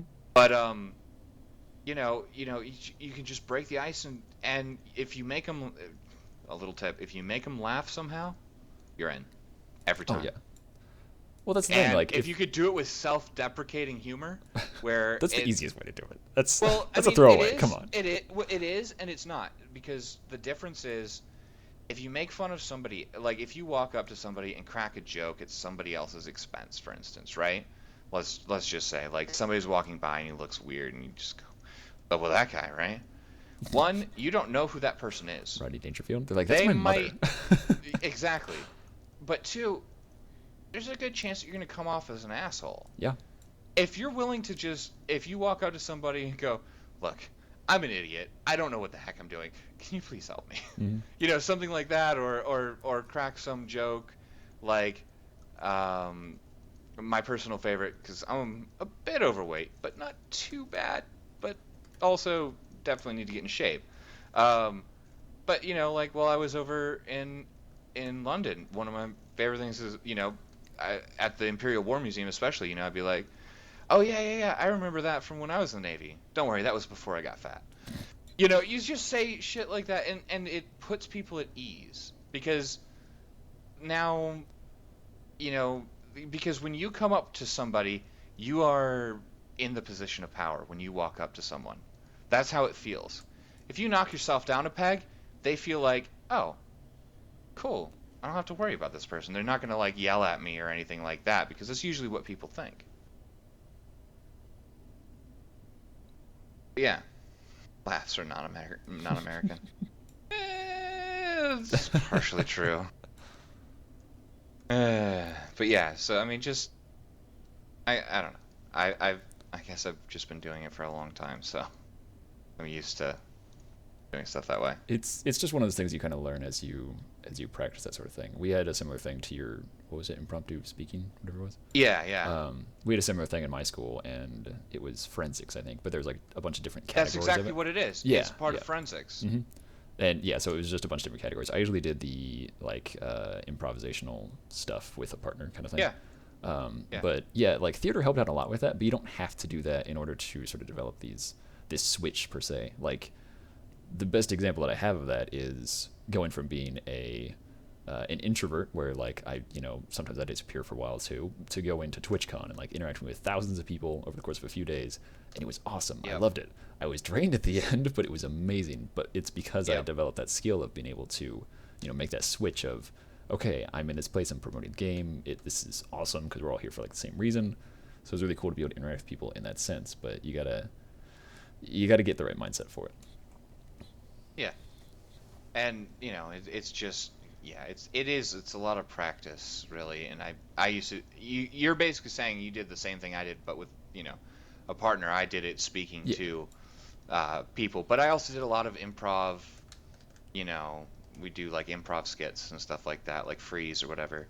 And the cool thing about that stuff is you can actually do it like over TeamSpeak. If you can do like the storytelling one, where everybody has to just keep adding lines to a story, or Well, yeah, it's not like all physical, so yeah, absolutely. yeah, I mean, and the whole trick ends up being, when you walk up, just remember, if you walk up to somebody, I mean, one, pick who you're gonna walk up to. Don't walk up to the guy that's like 6'5", burly as shit, and looks like he does not want to talk to anyone. That could be Rusty Stay Bitchface, though. Yeah, I mean, A lot of big even dudes like so. that are big snuggly bears. Just saying. Yeah, I know. But even so, just pick who you're gonna walk up to, and also don't walk up in a threatening way. Yes, But at the that's more same important. time, like, just remember, when you walk up to someone, they're scared because they don't know what's gonna happen. They've never met you. They don't know you. They've likely never seen you before. You got to put them at ease quickly. And it's the same thing like when you're streaming, right? When people are, especially when people are new to the stream or whatever, you need to be able to put them at ease and make them be like, "Oh yeah, this is a cool place." It's all that trick. Mm. So I want to jump back to just one example that I have for networking, which is kind of a combination of everything for my life so far. But I want to jump back to one example of that, and then I want to hear about your trip to London because we haven't really covered much of that yet. But when I was living in Illinois, I was actually no, sorry, I had graduated from school, and then I had a few months of not being employed because of health reasons. Long story, but I left my parents' house because I was staying there because of health, and I basically told my parents, I'm like, all right, I'm gonna be moving out, this day. And I very clearly remember the conversation that my dad had with me because he said, I don't think it's a very good idea for you to be leaving if you don't have a job lined up already. And I basically looked at him and I'm like, I appreciate your concern, but this is something that I need to do. And so I left like a week later, and I didn't have a job yet, but I moved in with a buddy of mine who we had both talked to a company at GDC, which is a Game Developers Conference. And they were from Illinois, and we were from Iowa, from where we'd gone to school at. And so we were in California talking to this company from Illinois, and they were like, oh, yeah, we actually need some modelers and stuff. And so then, a few months had gone by where I was living at home, and he actually got offered a job there. And they had said that, well, like we'll need more modelers, but we don't need any right now. And so I ended up moving in with my buddy who was working at that company that we had talked to. And already, because our networking, we had gotten, one of us had gotten a job with those people. And that's just pure networking there. With we had showed a portfolio. It was pretty good, but we were fresh out of college. It wasn't great. But it was our networking skills that got him the job there. But then, a few months down the road, I was running out of money because I was just living with him. I was still paying bills, but I didn't have enough for the next month's rent. And he said, you know what, me and some of my coworkers, this company that you also want to work for, we're going out to have some drinks and stuff. Come out with us, hang out, just meet some of the people. And so I went and hung out with them, and they were talking about their lead tester. He's like, well, we have a beta launch next week. We haven't finished all of our testing yet. This guy won't be back until 2 weeks from now. We've got this deadline coming up. And what they did was they made training simulators for Caterpillar equipment, so construction equipment. And I said, well, what are you guys testing? I can run all sorts of equipment. I've done it before, from my background in steelwork and stuff like that. And they said, wait, what, really? And I'm like, yeah, and I've done I did all the college computer graphics stuff. I know what to look for quality assurance. I could do the testing if you guys want it, because I can run the machines. And they were like, okay, let me make a call. And so one of the guys that I had just randomly met there that worked with my friend, he went out to the patio, made a call, came back. He's like, all right, come in on Monday. We're going to have you as a tester for a while. And so for 2 weeks, I worked as a tester for them. And then they're like, all right, well, we don't really need you anymore. The other guy's back, but thank you for helping. Here's a check, which I was like, sweet, because I had told them, you don't even need to pay me, which I think did a lot to influence them on their future decisions. But they ended up paying me, which was great, because then I paid rent again for another month. But then they came back a week later, and they said, okay, we could use your help on something else for our support team. We know you don't have any experience with that, but would you be willing to do it? And I said, absolutely. So then I did that for another week, and then they're like, okay, we don't need you for that anymore, but we have a desk for you over in our 3D office. I was like, well, fucking awesome. Thanks so much. So purely through networking and some of the skills that I had developed in the past, I was able to get this job, which was almost a dream job for me at the time. So we've told these stories, but it's such an understatement to say that networking is such a powerful tool. If you're available to people, if you're kind to people, if you happen to meet the right people at the right time, through other associates or whatever, it is, dare I say, far more important to have a skill like that than to actually just be really good at something if you can't interact with people. So I think it's simpler in a way too. Okay. I mean, I remember I ran into a similar problem. I wanted to go to the ER. I wanted to work in the ER real bad. That was my dream job, right? And I couldn't because I was working at a clinic, and they wouldn't let me go. And so I worked I worked there for 18 months, unfortunately. And then I started networking outside of the clinic group because I knew some of the other HM1s and chiefs and stuff. And they learned of my background. I had a background as a lifeguard and as in a first responder, and I did really well on all the field medicine stuff and stuff like that. And after a while, I mean, because the thing is, you have to go through the proper channels, right? And this is true with any job. Go through the proper channels as much as you can, but network outside of them. And Yes, very eventually, it much. got to the point where they're like, you're good in this. You're good in this position. They had me there for like, I think 2 weeks. It was about 2 weeks. I think it was like 16 days or something. To fill in because one of the other corpsmen went on leave and they needed an extra body, so I went there and I performed well, and they liked the fact that I was there and I was doing a good job, and they said, you know what? We're going to put you through the EMT course, and we're going to get you out here, and you're going to go to a fire station. You're going to be able to do the things that you wanted to do that you couldn't do before because the people that that you worked under before didn't want to lose you or whatever. And so sometimes networking like that is a good thing. You just don't want to be obtrusive, light touch. But networking, I would never have been able to, um, never been able to do that sort of stuff if I hadn't been able to network. Hmm. It really is a great skill. It really is, and it's crazy because it's one that you can't really be.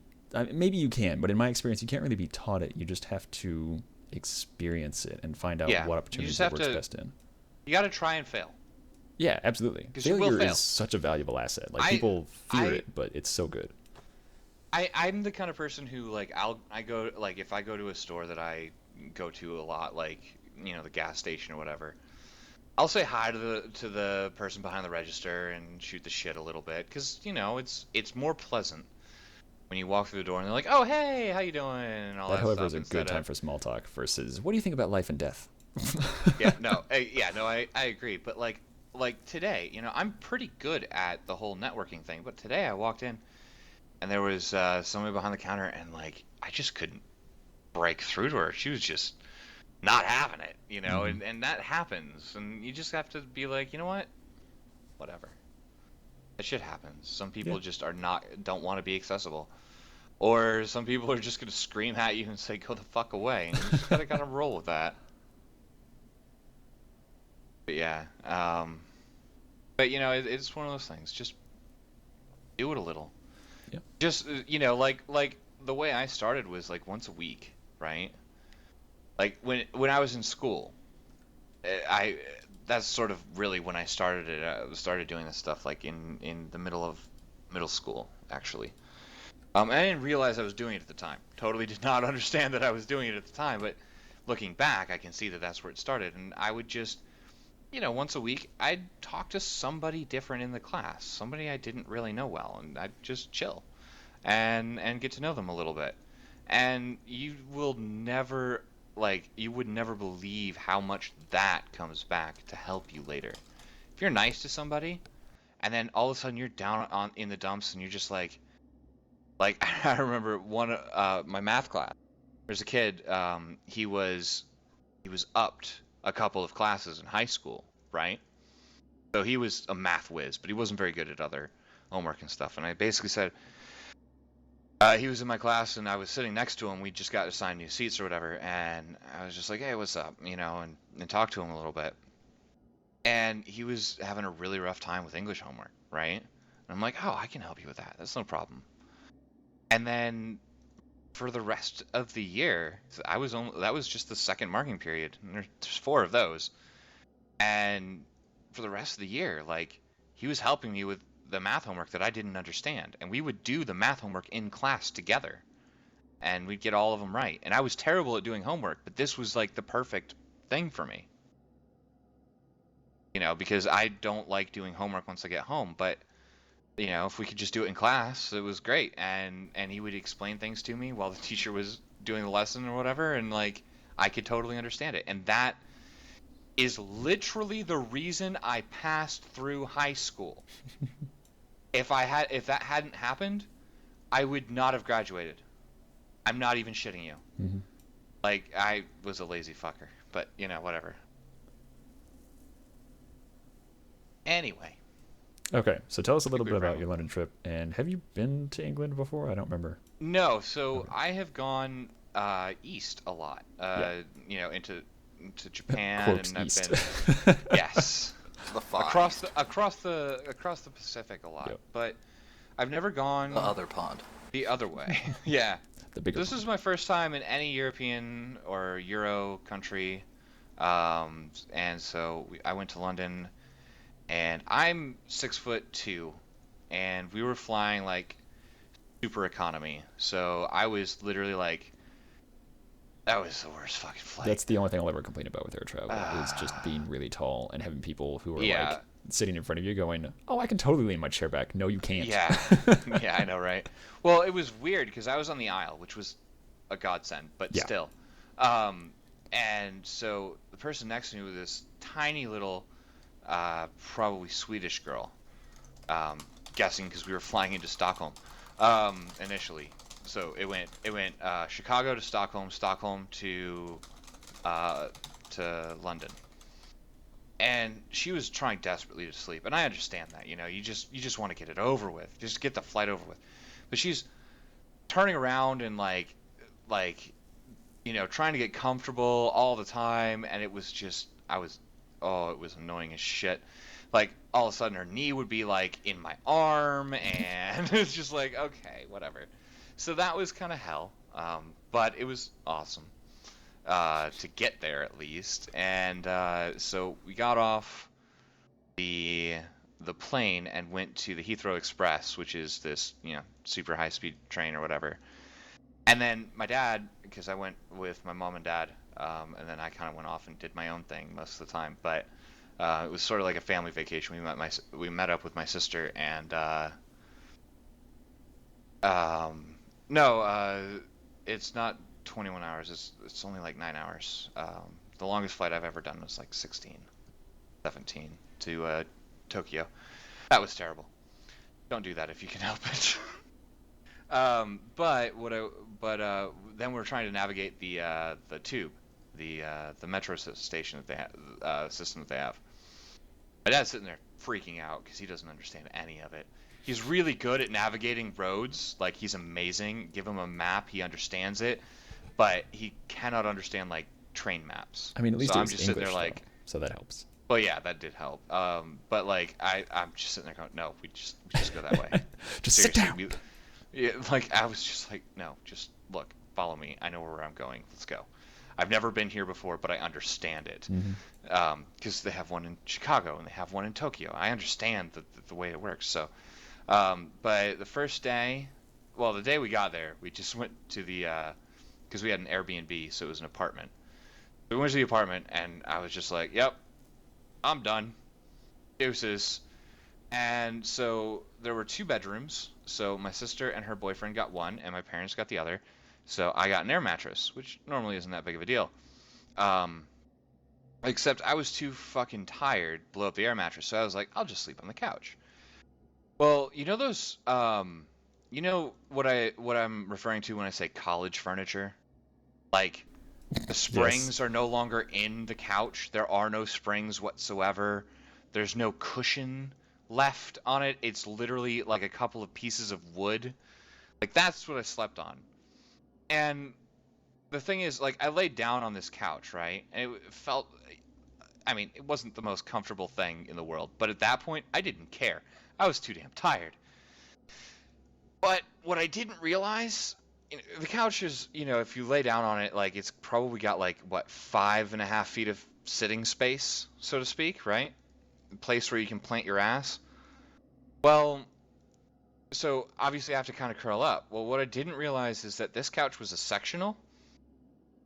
So as I'm sleeping, I wake up partway through the night to my head barely on one part of the couch, the rest of my body on the middle piece, and then my feet barely touching the back part of the couch, which is now extended 2 feet in either direction. And I'm sitting there going, okay, I don't even know how to get up because this thing is like, it's like a cup sort of thing. Like, you can't even roll out of it. It's too damn steep. So I'm like, help. yeah, I felt like I was trapped. Just You're like a turtle in your bag. Yeah, exactly. And I'm just like, I don't know what to do. What's the number for no idea 911? Exactly. And I'm just like, I don't I don't get it. So I was just like, okay, I need to figure out how to get out of this. So did that. Next day we went to the the British Museum, which is a whole bunch of human history stuff, and it had a lot of really cool stuff like a lot of Celtic history, Greek history. Um, the building is huge. I didn't even make it to we went to the second floor. The plan was we were going to spend like 3.5 hours there, right? We're all going to meet up in the same spot when we were done. And the plan was, for me anyway, start at the top, right? Work my way down. I didn't even get through the top floor. It's huge. It's got a fucking coliseum in the middle of it. Oh, And I'm nice. not shitting you. Like it's that big. Like it's just so huge. It's awesome. But I got lost in there. It was great. And so that was really cool. There was a lot of cool history stuff there. I didn't get any pictures of that, but other people in the family did. So I'm gonna be doing like a video slideshow with voiceover and stuff like that for all the pictures and stuff. Um, the next day we went to the Museum of Natural History, which was legit. And they have like when you walk through the door, so there's two entrances, right? One of them, when you walk through, has a giant freaking, I know this is not the correct term, but I cannot remember the actual correct name. It's like a giant brontosaurus skeleton just standing there. Like when you walk through, it's staring at you and it's huge. It's awesome. I didn't go through that door. I went through the other one, and it's even crazier. They have the most complete Stegosaurus skeleton ever. Um, on display there, and it's like in full attack position, like it's defending itself. And behind it, there's this escalator that literally, I'm not joking, goes up 6 floors. And there's a giant, like, metal sculpt, sort of abstract earth. And so this escalator goes through this giant, at least, like, 20-foot, 30-foot diameter sphere that looks like Earth. Unfortunately, the escalator was down that day, but it was pretty cool to walk into because it's like, So it was stairs holy that day. shit! Oh yeah, no, it was all stairs. Like, I'm not gonna lie, like, oh my goodness, like, we walked everywhere, and one of the things that I've learned about, one of the things that I've kind of figured out, I guess, is that Americans are fat for two primary reasons. One, the distance between our buildings so much greater than in any other country, pretty much, or that I've been to. So you have to go a lot further if you're going to walk between buildings or whatever. Like if you're going to the store, it's not like outside and around the corner by like, a quarter mile. It's like 2 miles down the road or something. And you're much more likely to own a car than you are a house. So everybody drives everywhere. And that's, you just don't get as much foot traffic as a general population. So I'm not used to walking this much over the course of a day and doing this much in the way of stairs. I'll go on hikes and stuff, but that's like soft ground, not hard cobblestone and shit. And that kind of screwed me up real bad.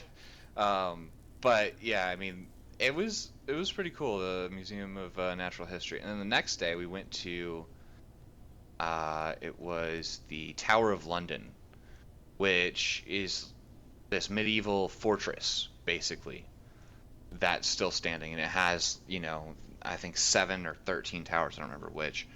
And you just kind of, it's crazy. Like, I don't even know how to describe it. But there's a lot of cool stuff there. The crown jewels are there, and I did not see them because the line was literally, if you like stretched it out, it was like a quarter mile long. And my brain just kind of sat there and went, crown jewels are cool, but I'm not quite that interested. Yeah. Like, I don't need this in my life. Mm-hmm. And all the streets were cobblestone and stuff, so that, like, uneven cobblestone, which kind of sucked, but it was cool.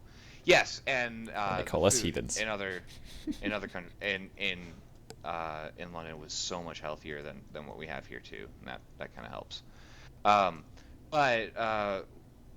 So that day did that, and then I got to see the HMS Belfast. I didn't go on it.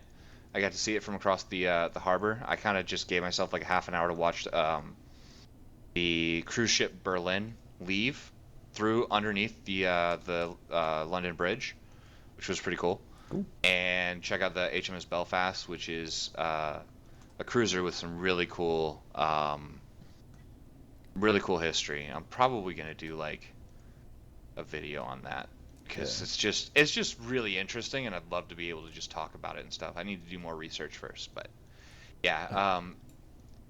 What's that? Yeah. Oh, I was just gonna say you showed off a lot of really cool pictures last night, but I think Yeah. my favorite of all those that you showed was just the underside of that World War One tank, because it's like that's actually how it would have looked. Holy Yeah. crap! Yeah, so I was actually going to get to that. Like the next day, I didn't do shit. I was so tired. Like the jet lag had caught up with me, and I was just, I was so out of it. So I basically called it an easy day. I did take a little walk, went out to one of the parks near where we were staying, and it was pretty cool. Um, and so that was sort of my chill day. And then the next day, I don't remember exactly. Oh, the next day we went and saw Wicked. If any of you don't know what that is, it's a stage show. My mom really wanted to go. I have a background in stage performance, and it was a really cool show. Actually, it was a lot of fun. Um, I will say that their production value was solid on everything but the sound quality, which Hmm. is a problem for a musical. Because like I project when I talk. Well, yeah, as This any is a theater actor should. well, yeah. I mean, but I it's something I can't turn off now. Like Hmm. it's become a habit. So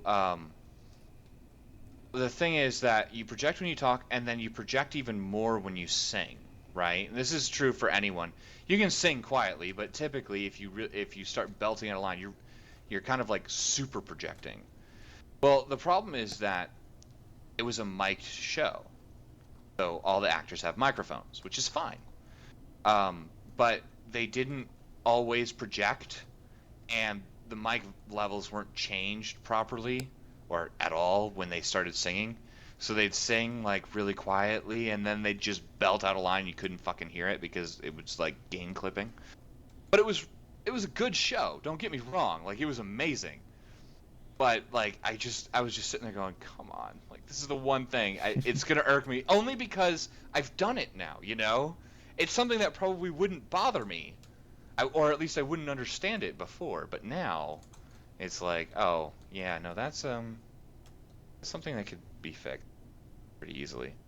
And then I think I don't remember what we did after that. Like we did so much, like it all starts to blur together. But then then we went to the Imperial War Museum, which is the pictures I showed you guys last night.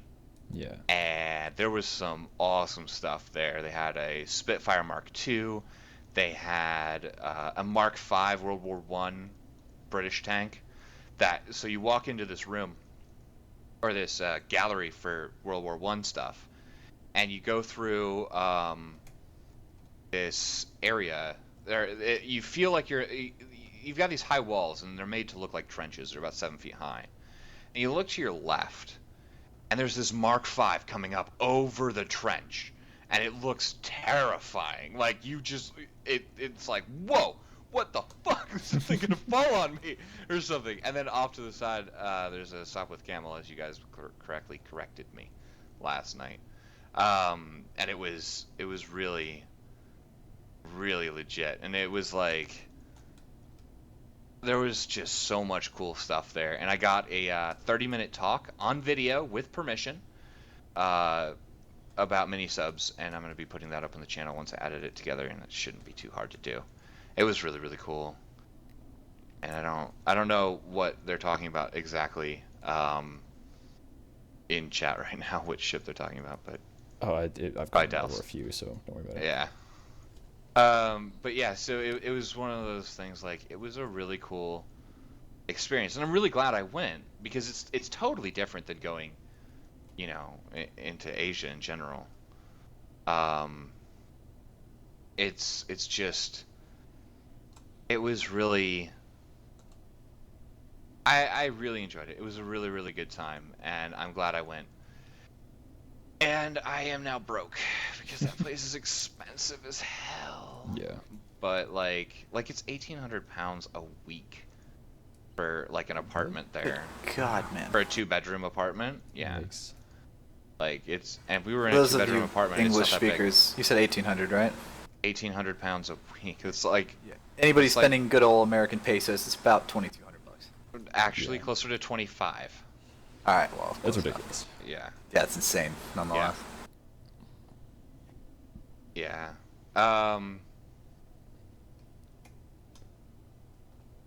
Oh, and apparently someone actually went or saw the same. I'm gonna speak. So for those of you watching the actual video, I'm gonna refer to somebody in chat who says that they saw Wicked as well, and I'm just gonna. Where did you see it? Two. Sigil Khan? No, his name is Two. What? Did I miss somebody? That was last night. He Oh, followed, last and I night. couldn't say his name. Okay. never Like mind. I looked at it, I was just like, I'm not even gonna try. So that's what I call him Smooth. now. Okay. That's just how it works.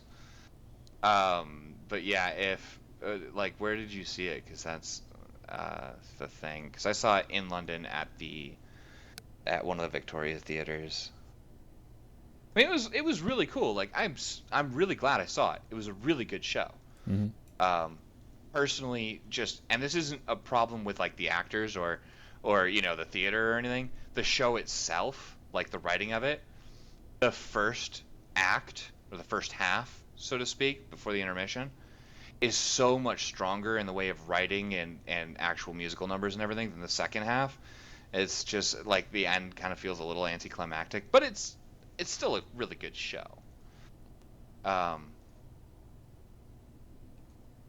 Yeah. But yeah, and going back to Mike shows, yes, if you can, depending on how, if it's a dead house, you need mics when it comes to theaters, because some theaters don't project sound nearly as well, but some theaters do, and if you can, then a non-mic show is definitely the way to go. Like that, the sound feels more real, even if because projecting isn't the same thing as shouting. Mhm. And yeah. But yeah, I mean, like, I always project and I can't help it now. Yeah. There's a problem. But yeah, and then the way back, we got upgraded to Economy Plus, which gave me, like, An inch more. Hey man. actually a Free inch fair helps. amount, because it wasn't just Economy Plus, it was Economy Plus front row. Ooh. So I had all the fucking legroom I needed, and like comparatively for that, because that was about like another 8.5, 9 hour flight, like that was heaven. Yeah. Comparatively, I was just like, oh yes, I can't sleep on airplanes. Not unless I I'm sleep like a really- baby. I can sleep on boats and I can sleep on trains. I cannot sleep in cars or airplanes. That actually rhymed.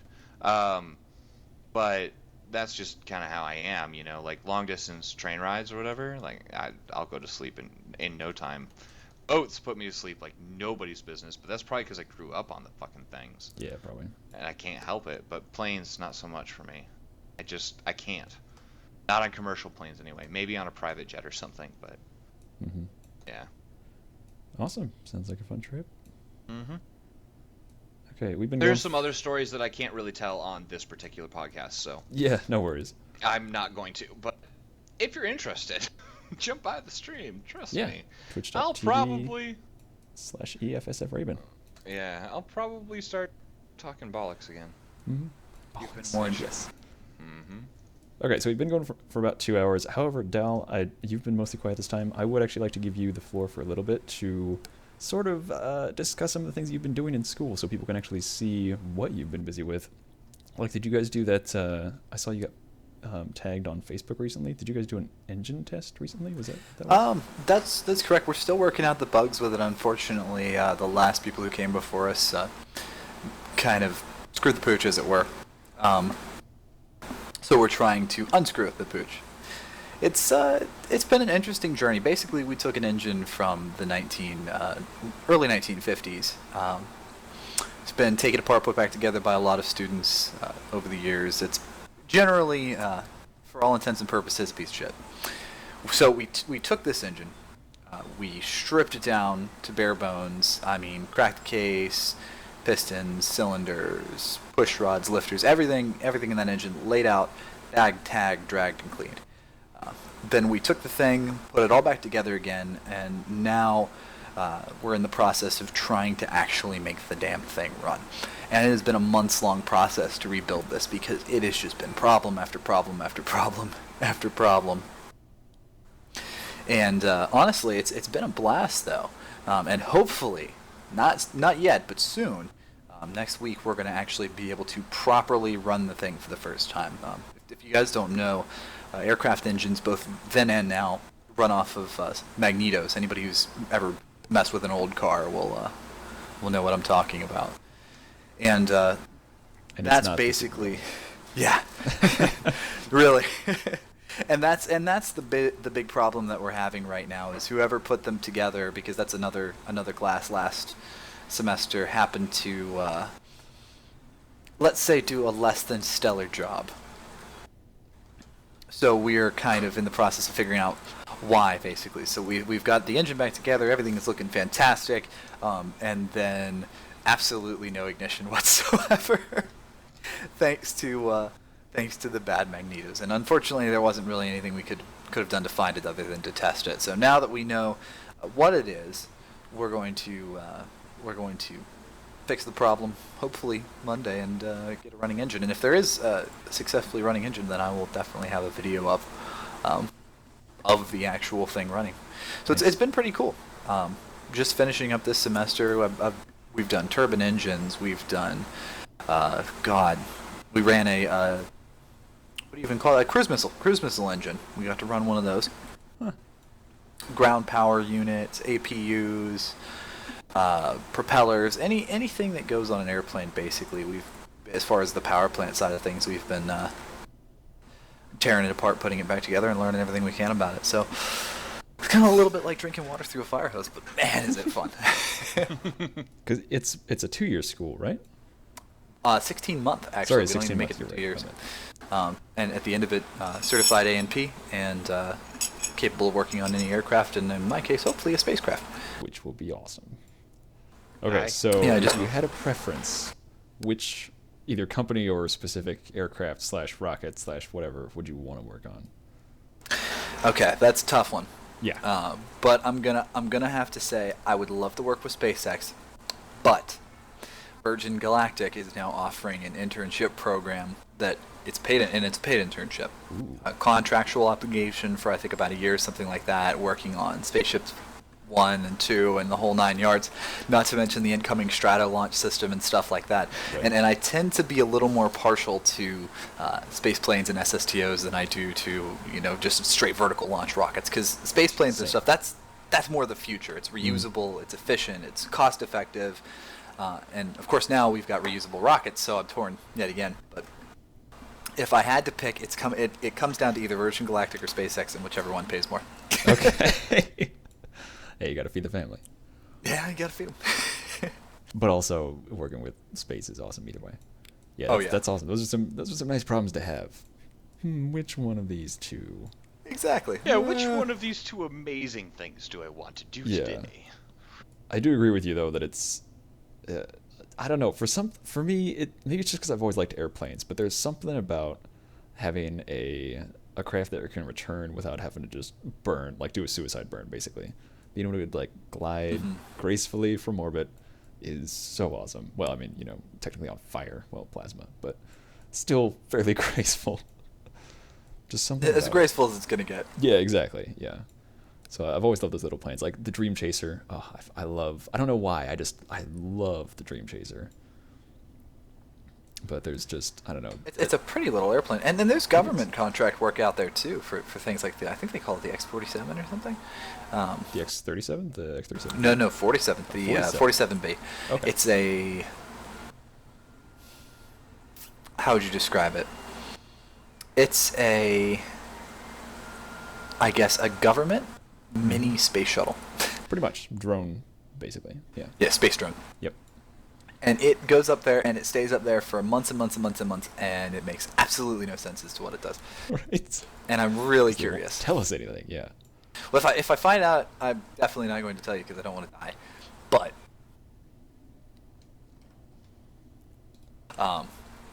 I'm certainly looking You forward to can the tell opportunity me, to find out. Right? I won't tell anyone. Famous last words. Right. Nah, really though, it's gonna be phenomenal to see where it's gonna go, and I'm hoping that I can kind of literally get my hands into it, and start taking pieces off, and see what we come up with. I think the next 10 years are going to be pretty awesome for space. I think the next 20 years are going to be amazing. I agree. Also, Dal, out of curiosity, how much longer do you have with school, and what is your ultimate test or your final? I'm kind of curious about that. We have a series of 3 orals, writtens, and practicals, and they're subdivided into general, airframe, and power plant. So electrical, communications and navigation, mathematics, physics, all the core stuff is all condensed into general. And then we have power plant, which is everything from turboprops, turbines, turbo shafts, reciprocating engines, V-type engines, radial engines, everything back from 1935 all the way up through present day with the new GE engines that are sitting on the latest and greatest, and then the Rolls-Royce engines that are coming onto some of these new 787s. They're phenomenally interesting engines, and I'm hoping to get a little bit more intimate with them in an upcoming tour at Boeing. So that'll be like super exciting. Will And you then take pictures of the tour? oh heck Better yes, take- I will have a ton of them. I I get to expect go to to see I get to pictures. go to the 787 Dreamliner factory where they're putting these things together. This is an airplane that has so much redundancy. They put two because of federal law. They put 2 fiber optic systems in it. First one to ever use them, right? And they were going to test it until it broke.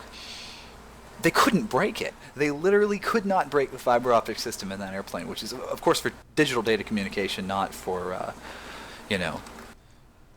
let's say, so much electricity. But it was just phenomenally difficult to break, and they still have yet to have a failure on it that I've been able to find out. And That's it's legit. it's all digital. It's got a heads-up display. It's just absolutely ridiculous. The thing eats up more voltage than the average small town in some cases. I mean, it sucks power like nobody's business. You could run just a lot of houses off of what the generators in that thing put out alone. And there's 4 of them, not to mention the battery backups. It's one of the first to use lithium-ion batteries, although it's still a little bit sketchy. They actually have to be put in like this super special cage because they tend to explode, which is of course very bad if you're in the air. So that's one really interesting thing. But yeah, that's just General Electric, and then power plant, and then finally we get to airframe, which is everything about what makes it fly. So sheet metal, HVAC, heating and air conditioning systems. We've got fabric covering, right? We're doing fabric covering. If you've ever seen those old biplanes, you could poke a hole in the wing with your bare hands. Yeah, that's what we're talking about. Actual fabric covering. Yep. And it's all that stuff condensed into an oral, a written, and a practical for each relevant subject area, each taking about 48 hours. So it's pretty intense, and you have to have a working knowledge of all of that stuff by the end of the program to succeed. So needless to say, there's a bit of a high washout rate. But hopefully it'll be worth something in the end. And the other thing too is you only get so many people who go on to places like Boeing and Lockheed Martin and Northrop Grumman, because a lot of times you'll get people and they just want to go and work in mom and pop shops and things like that. Mm-hmm. And then at the same time too, there's other things to consider. Like Disney, for example, they'll only hire people with this certification because of the technical knowledge that implies. Because you know about hydraulics, you know about electrics, you know about waste systems, piping, HVAC, the whole 9 yards. Is really, really interesting, the variety of skills that go into it. Yep. So wait, so how far along in the program are you now then, out of curiosity? My first set of orals and practicals is the beginning of September. Or August, whichever Okay. I decide to schedule them. Okay, so you're what, a year in? Yep, a little over, and Okay. by this coming January, actually 3 months before this January, so I've only got, oh god, I don't want to look at that. Better start studying. I've got 4. I've got 3 months. I've got exactly 3 months before the job offers start rolling in. It's Awesome. gonna be ridiculous, and like I said, water through a fire hose. So that's basically what's taken up literally every single moment of my time. Boy, it sure would be great to have job offers roll in as opposed to having Right, to chase them yeah. to the ends of the earth. Yeah, The- I'm well, used to the the other bad one. news is some of them they're not very good. I mean, Well, yeah. there's two groups of job offers that you can get. You can either be in the group of people who gets paid $16 an hour and they work their way up to 30 and retire when they're 50, or you can be in the group of people who starts out at 26 and the sky's the limit. Hmm. Yeah. A couple of our guys got hired onto Boeing, and they never they made it the whole way through the interview process, got in, sat down to take the test at Boeing's testing center, and washed out immediately. Oh, jeez. Yeah. Dang. They're sitting all high and mighty and thinking they're all cocky, and then they actually, go into the real world and realize, oh crap, just studying wasn't enough. I actually had to understand it. Oops. And bam, done. So it's highly competitive, but there's a lot of people that aren't going to be in the industry anymore. They're not really training new people.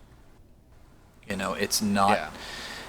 There's not enough young people getting into it to fill the positions that are opening up, and there's plenty of engineers and scientists and things like that who can design all these fantastic spaceships and stuff, but very few who are actually willing to go and put the damn thing together. Yeah. And it's a Yeah, hard yeah. industry to break into anyway, but let alone like finding yeah. a particular niche, whatever it may be. Yeah, I keep I'd totally love to see get that. engineering on top of it, honestly. Hmm.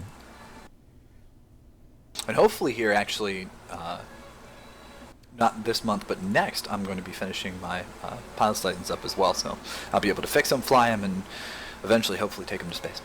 Nice. Life goals. I'll go up on your second flight into space, not the first. Okay, Yeah. fair enough. Yeah, I'll build a I- custom space plane. Yeah. Yeah, just make sure it flies at least once before, I love you, man. I can do that. trust you, but, gotta make sure. I and, can't say I blame you. I don't know if you can put this up or not, but this is. I figured I'd pass you guys this for later or whatever. There's that Belfast. Okay. Sexy ship. Oh, sorry, go ahead. I don't know. I was gonna talk. Yeah. I don't know. We've been going for like 2 hours and 15-ish minutes. Yeah, long one today. Yeah, a bit of a long one. Yeah. I was just going to wrap up with sort of one last thing that I've been doing. I recently started volunteering with a group, a small little organization, I guess. It's a volunteer-based thing where they're working on developing a simulator that's going to go in like museums and stuff like that, purely to spark the interest of the public. But the the spacecraft that they've designed for it, it's a horizontal takeoff SSTO, but then, and it's purely fictional at this point. I don't know if they ever want to try and make it real, but right now it's purely fictional. But horizontal takeoff SSTO gets up into orbit, detaches from its lifting body, so like the front pops off, like the cockpit, and then the engine basically right behind it, and then that's its second stage essentially. And then they can attach something that goes in its cargo bay like a shuttle would have, and so the lifting body stays on orbit, like a low Earth orbit, and then they can take it like to the moon or potentially attach it to other things and whatever. But it's such a cool idea for it to be possible. I don't know, but it's an Yeah, idea yeah. to at least be able to express like how these sorts of things could work to kids and people going to museums and stuff like that. So I'm really excited to be able to work on that. And again, it kind of comes down to networking of like, if I work with these people and get these experiences, I'll not only have stuff in my portfolio, but also it's just such a cool idea. Like basically it's going to be like an Airbus cockpit, that A320 I think that they're making, that I get to make. And then we're just going to turn it into basically a game, which is going to be super cool. So it's a volunteer thing right now, but still with applying to places, not getting job offers like Dow does because he's a jerk. And don't know. I think can't disagree with I think it's that. gonna be a pretty cool year, like upcoming year for the three of us. Hopefully, if you get here's into hoping. doing your teaching thing, yeah. Yep. Yeah. I mean, Also, hell, I'm I'll totally take... buying a plane in 2 years. Nice. Nice. And you remember our deal. Oh yeah.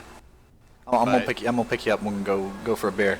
Now, Oh, yeah. I may honestly end up building the damn thing. That's fair. I think that'd be the best I- way to do it. Buy a cheap little If you kit can and then manage make to it. fly Hold here, on. then I will trust you to fly me anywhere. Real talk. Real talk. If I can ever afford it, I'm gonna get an aircraft from this company, and I'm gonna go ahead and drop it in stream. Oh yeah, I Yeah. think you've shown me this one before. Probably not. Yeah. Are you? You have Yeah, shown you have- me yeah. this one. Oh, we did. Yeah. Okay, yeah, I want yeah. one. Yeah, that'd be awesome. No, I wanna want build to it. fly in one. I'm yes. usually not crazy about push all of prop, them. but that looks pretty. Those cool. are sexy. Why not? I'd love to get the twin, but I think I might just go with the regular retractable because Yeah. $210,000 is a little tiny bit outside my budget, even just 2 a years little. from now. Little Just a bit. scotch. Yeah.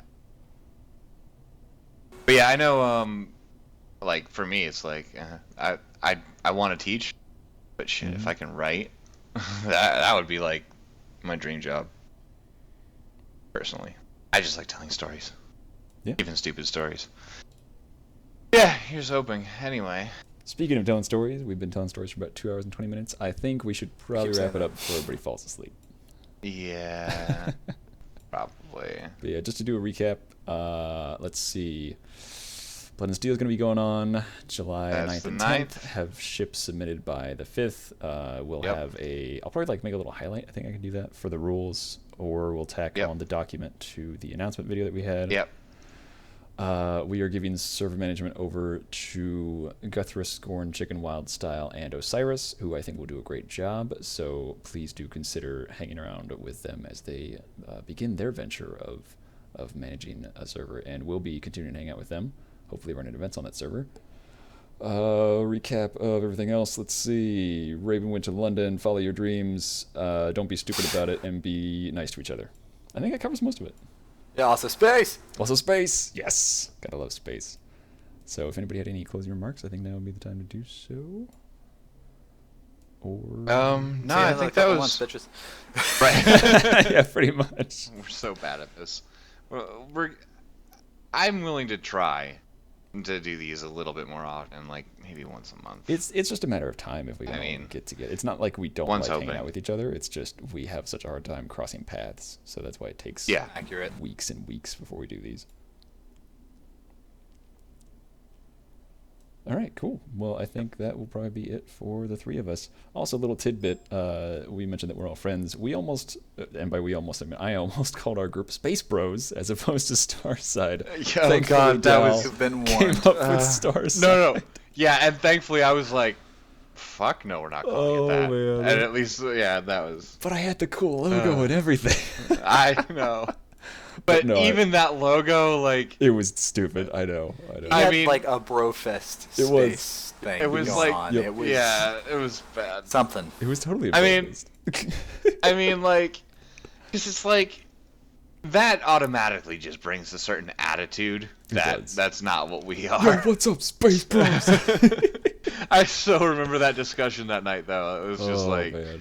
That's one of like- those things where it's just like, if you do it all on your own, it's like, yeah, this is a great idea, and then you don't ever step outside of like your own viewpoint to think about it really. But then somebody else is like, that's the stupidest thing I've ever heard of, and you're like, oh, you're right, actually. Yeah, and that's why it's a good thing that the three of us work together like that. Yes, exactly. Or else we would be called Space Bros, and y'all would And probably it would be just all would out not of be my watching fault. right now. Hashtag No. blame Saber. Yeah.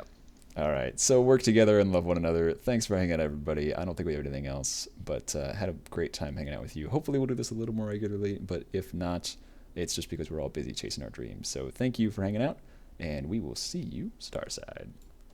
Yeah. Later.